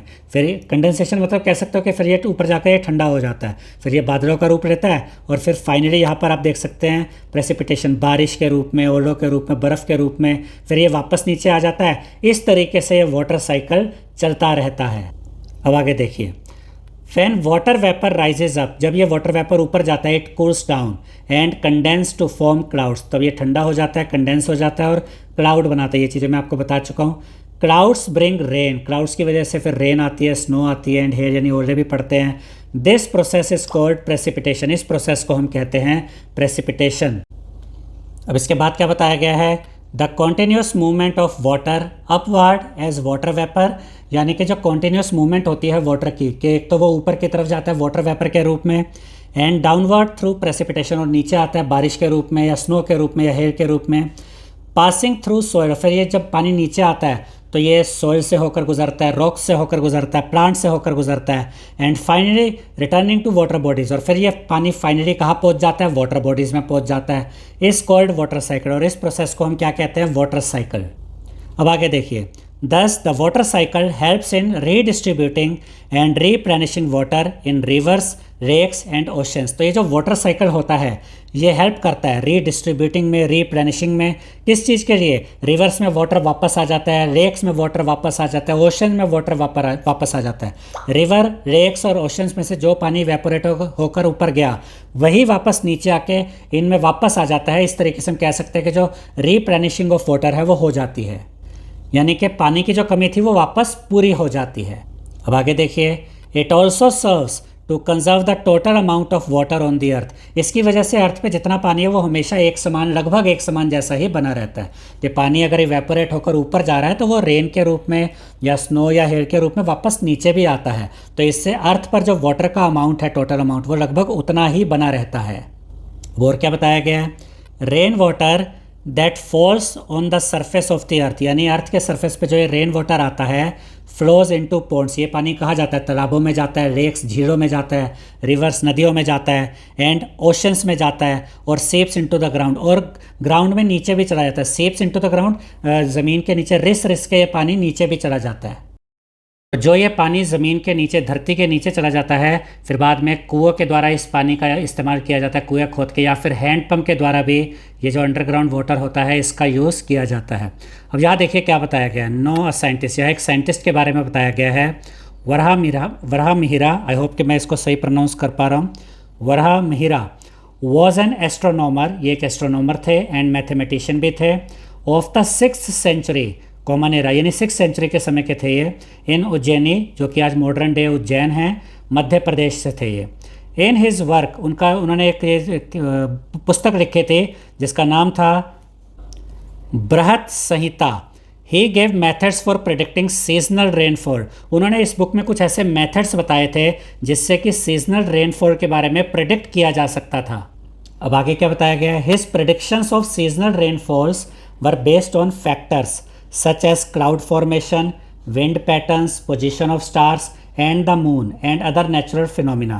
यानी वो जो सीजनल रेनफॉल की जो उनकी प्रेडिक्शंस थी, ठीक है, ये किन फैक्टर्स पर बेस्ड थी, ये कौन से फैक्टर्स पर बेस्ड थी, वो फैक्टर्स थे क्लाउड फॉर्मेशन, यानी वो क्लाउड फॉर्मेशन पे ध्यान देते थे, विंड पैटर्न्स पे, इनको दोबारा से हम देख लेते हैं, वो क्लाउड फॉर्मेशन पे ध्यान देते थे, विंड पैटर्न्स पे ध्यान देते थे, पोजीशन ऑफ स्टार्स और मून्स, और उसके अलावा कुछ और नेचुरल फिनोमिना, ये वो फैक्टर्स थे जिनके आधार पर वो उन्होंने प्रेडिक्शंस की थी कि कैसे पता किया जा सकता है कि रेनफॉल होने वाली है या नहीं। जैसा कि अभी मैंने आपको बताया था कि जो पानी अंडरग्राउंड चला जाता है, ज़मीन के नीचे चला जाता है, उसको हम कुएं खोद कर इस्तेमाल कर सकते हैं या हैंडपम्प के द्वारा इस्तेमाल कर सकते हैं, वही चीज़ यहाँ बताई गई है। You may have seen people drawing water from wells और हैंडपम्प्स, आपने देखा होगा कि लोग कुएं से पानी खींचते हैं या हैंडपम्प के द्वारा भी पानी खींचते हैं। This is the water that has seeped into the ground, ये वही पानी होता है जो कि ग्राउंड में चला जाता है, ठीक है, यानी जब बारिश का पानी आता है तो वो ग्राउंड में सीप हो जाता है, यानी कि रिस कर नीचे ज़मीन में चला जाता है, जो बाद में वेल्स के द्वारा या हैंडपम्प्स के द्वारा इस्तेमाल किया जाता है। अब यहाँ पर एक क्वेश्चन है, हाउ डज वाटर सीप through the surface of the अर्थ, यानी ये जो पानी है ये रिस कर नीचे, ज़मीन के नीचे कैसे चला जाता है, ज़मीन का जो सरफेस है उसके नीचे कैसे चला जाता है। तो इसे हम एक्टिविटी के द्वारा समझेंगे। Let us understand how water seeps through the surface of the earth by performing an activity.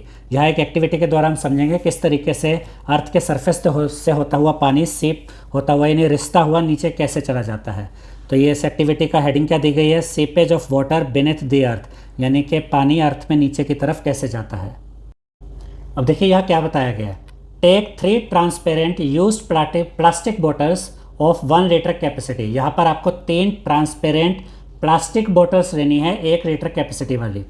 Cut them in the middle, बीच में से उनको आधा काट दीजिए बॉटल्स को, and make a small hole in the cap of each bottle, और जितने भी तीनों के जो कैप है ना उसमें छोटा सा होल कर दीजिए।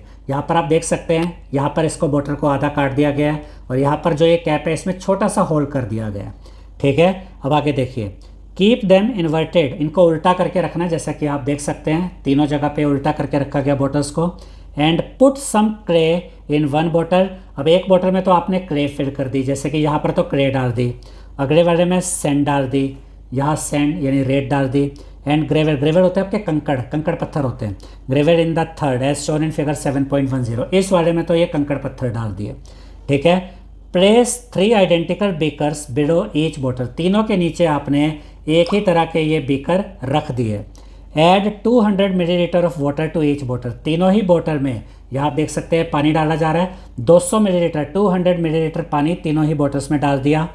Predict the amount of water flowing out of each bottle, फिर आपको प्रेडिक्ट करना है कि कितना कि जो पानी है वो कितना नीचे जा रहा होगा। ठीक है, कि कितना amount of water her bottle में नीचे बीकर में जा रहा होगा, और इन जैसे कि इसमें इस वाले बॉटल में से कितना पानी नीचे गया ये प्रेडिक्ट करना है, फिर इस वाली बॉटल में से कितना गया ये प्रेडिक्ट करना है, इसमें से कितना गया ये प्रेडिक्ट करना है। ठीक है, अब आगे देखते हैं।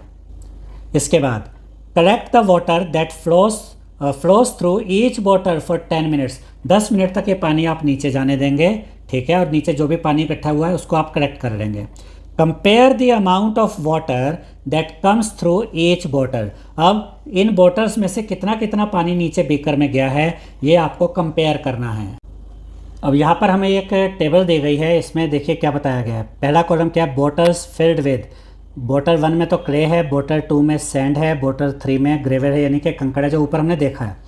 अब यहाँ पर जो सेकंड कॉलम है इसमें हमें प्रेडिक्शन करनी है सीपेज ऑफ वाटर की, कि पानी की जो नीचे जाने की स्पीड है वो कितनी होगी, किस में वेरी स्लो होगी, किस में स्लो होगी और किस में फास्ट होगी। फिर हमें ऑब्जर्वेशन देखनी है कि वाकई में एग्जैक्टली में नज़र क्या आया कि सीपेज ऑफ वाटर कैसे हुआ, किस में वेरी स्लो हुआ, किस में स्लो, किस में फास्ट। तो मैं आपको कुछ चीज़ें बता देता हूँ यहाँ पर कि जो क्ले होता है ना, क्ले के अंदर पार्टिकल्स में स्पेस बहुत कम होता है, जिससे कि इसमें जो नीचे पानी के नीचे जाने की स्पीड है वो वेरी स्लो होगी। सैंड में थोड़ा सा स्पेस ज़्यादा होता है, तो इसमें जो पानी नीचे जाएगा वो थोड़ा सा ज़्यादा स्पीड से जाएगा, लेकिन उतनी ज़्यादा स्पीड इसमें भी नहीं होती है। ठीक है, तो ये तो वेरी स्लो हो जाएगा, ये स्लो हो जाएगा और ये आपका फास्ट में आएगा, क्योंकि जो कंकड़ पत्थर होते हैं ना इनके बीच में काफ़ी स्पेस होता है, इनमें पानी जल्दी नीचे चला जाता है। तो इन्हीं चीज़ों को ध्यान में रखते हुए यहाँ पर हम लिखेंगे बॉटल 1 में क्ले है, तो यहाँ पर जो हमारी प्रेडिक्शन होगी वो वेरी स्लो होगी। हम पहले ही प्रेडिक्ट कर सकते हैं कि इसमें तो सीपेज धीरे धीरे ही बहुत धीरे होगी। बॉटल 2 में सैंड है, तो यहाँ पर जो स्पीड है वो स्लो होगी, तो थोड़ी सी कंपैरेटिवली ज़्यादा होगी क्ले के कंपैरेटिवली, फिर भी स्लो ही मानी जाएगी। थर्ड बॉटल में आपकी ग्रेवल है, कंकड़ पत्थर है, तो यहाँ पर जो पानी है वो तेज़ी से नीचे जाएगा, तो यहाँ फास्ट होगी ये स्पीड। ये हमारी प्रेडिक्शंस है। ऑब्जर्वेशन में भी यही आएगा कि जो आपकी क्ले है उसमें जो आपकी सीपेज हो रही है, जो पानी नीचे जा रहा है वो वेरी स्लो रहेगा, और जो आपका बॉटल 2 है जिसमें कि सैंड है, इसमें सीपेज की जो स्पीड है वो स्लो रहेगी, और बॉटल 3 में जो कंकड़ पत्थर है ग्रेवल है, इसमें पानी के सीपेज नीचे जाने की जो स्पीड है वो फास्ट रहेगी। तो ये हमारी ऑब्जर्वेशन रहेगी। और जैसा कि यहाँ पर हमसे पूछा गया था कि 10 मिनट के बाद आपको क्या लगता है कि कितना अमाउंट वाटर का किस बॉटल में जमा, किस बीकर में जमा हो गया होगा, तो देखिए सबसे ज़्यादा जो पानी है ना वो यहाँ पर कलेक्ट हुआ होगा ग्रेवल वाले में, इसमें पानी तेज़ी से नीचे आया होगा। उससे कम वाटर कलेक्ट हुआ होगा आपका ये सेकंड वाले में, और सबसे कम वाटर 10 मिनट के बाद कलेक्ट हुआ होगा ये फर्स्ट वाले में, यानी कि क्ले वाले में। सबसे ज़्यादा ग्रेवल वाले में पानी आ गया नीचे, सैंड में उससे थोड़ा कम आया नीचे पानी, क्ले में सबसे कम पानी नीचे की तरफ आएगा। ठीक है, अब हम आगे बढ़ते हैं। Do your findings match with your predictions, क्या आपकी फाइंडिंग्स आपके प्रेडिक्शन से मैच करती है।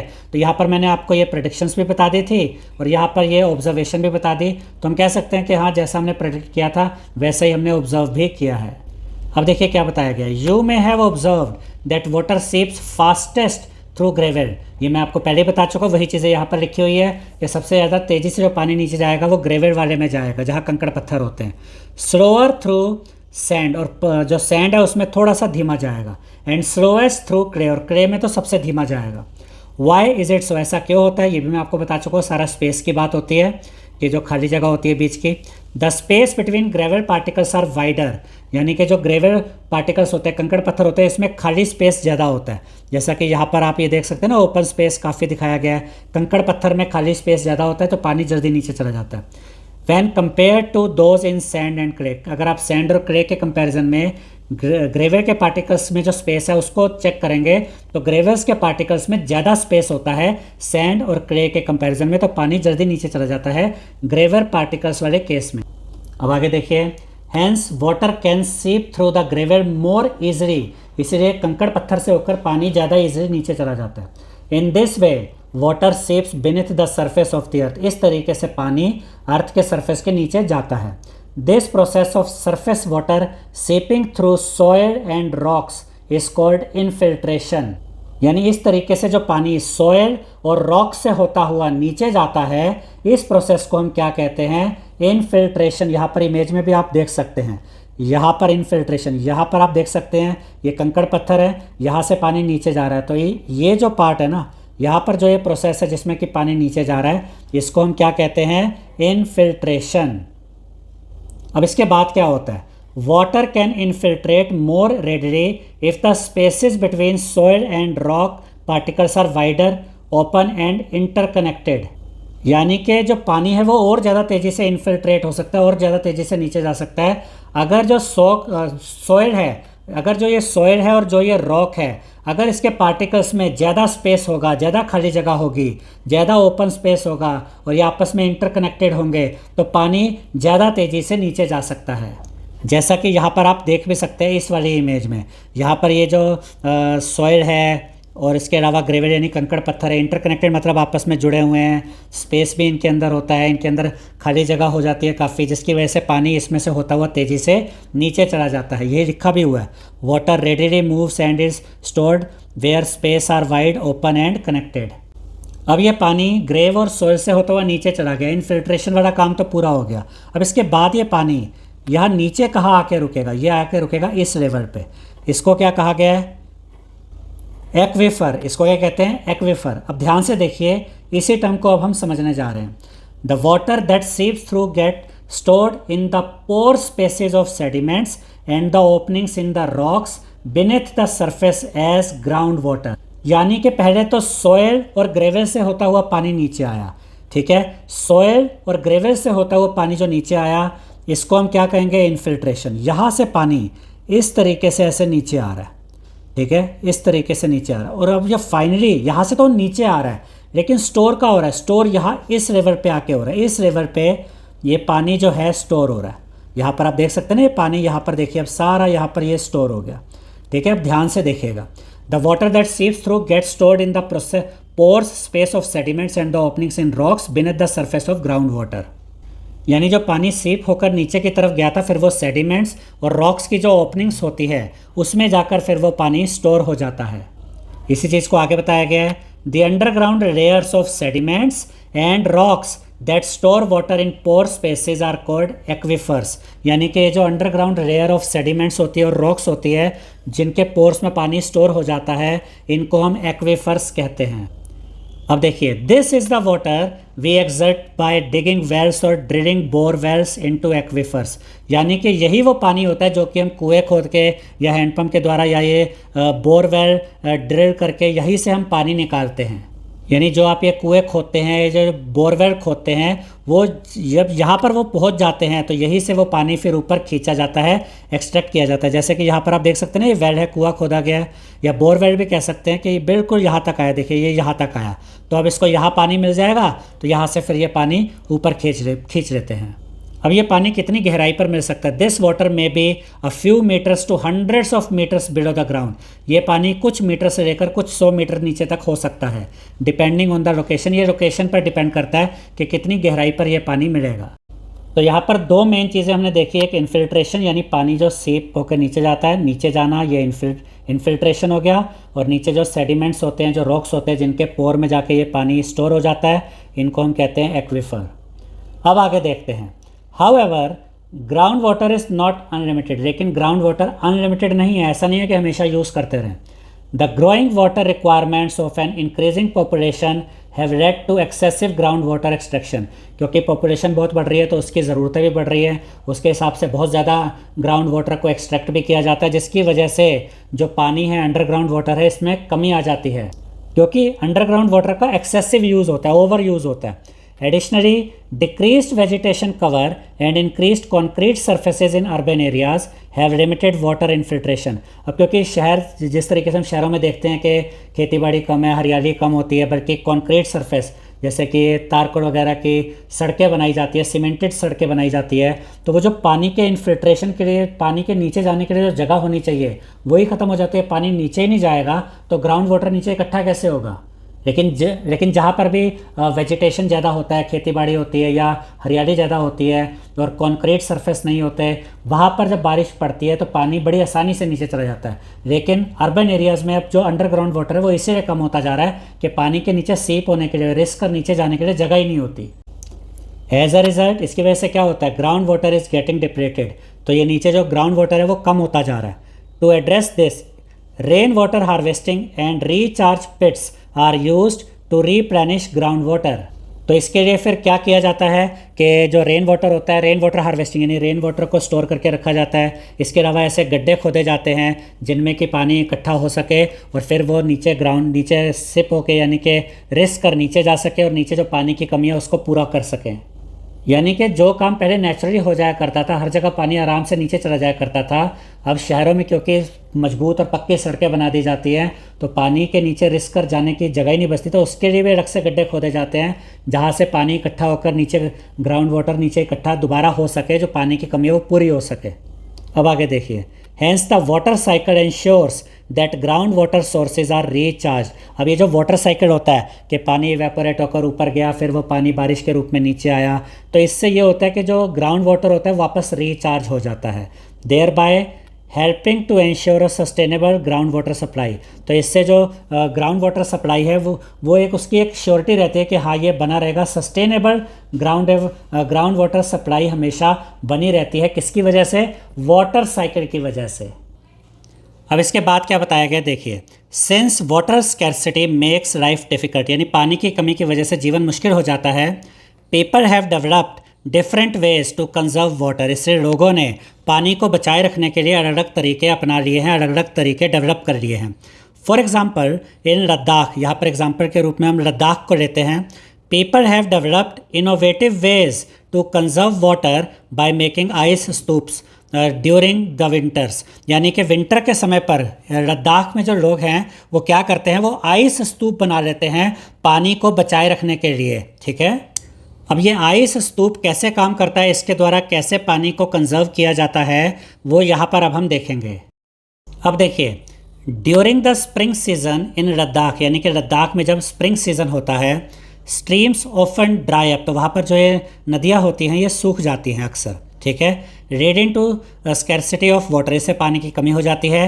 As the heat from the sun's radiation is not enough to melt the snow on the mountains.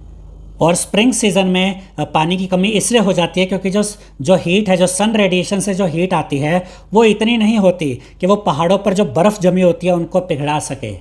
तो इसके लिए विंटर में ही वो एक काम करते हैं। क्या करते हैं देखिए, during winters water from mountain streams is channel down through underground pipes, यानी कि विंटर सीजन में वो क्या करते हैं, एक अरेंजमेंट करते हैं। जैसे यहाँ पर आप देख सकते हैं ये एक पाइप आ रहा है, ठीक है, ये अंडरग्राउंड पाइप है।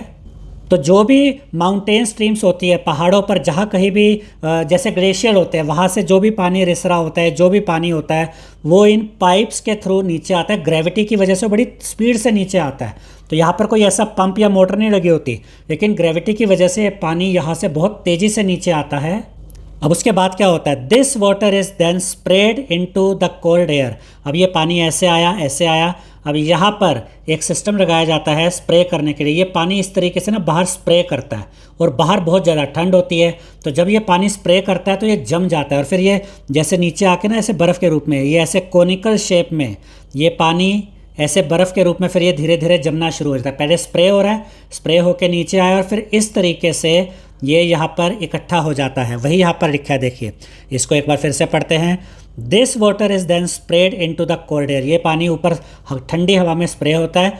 एज इट फॉल्स, फिर जब ये नीचे गिरता है, it freezes due to extremely low temperature, बहुत कम टेम्परेचर होने की वजह से फिर ये जम जाता है।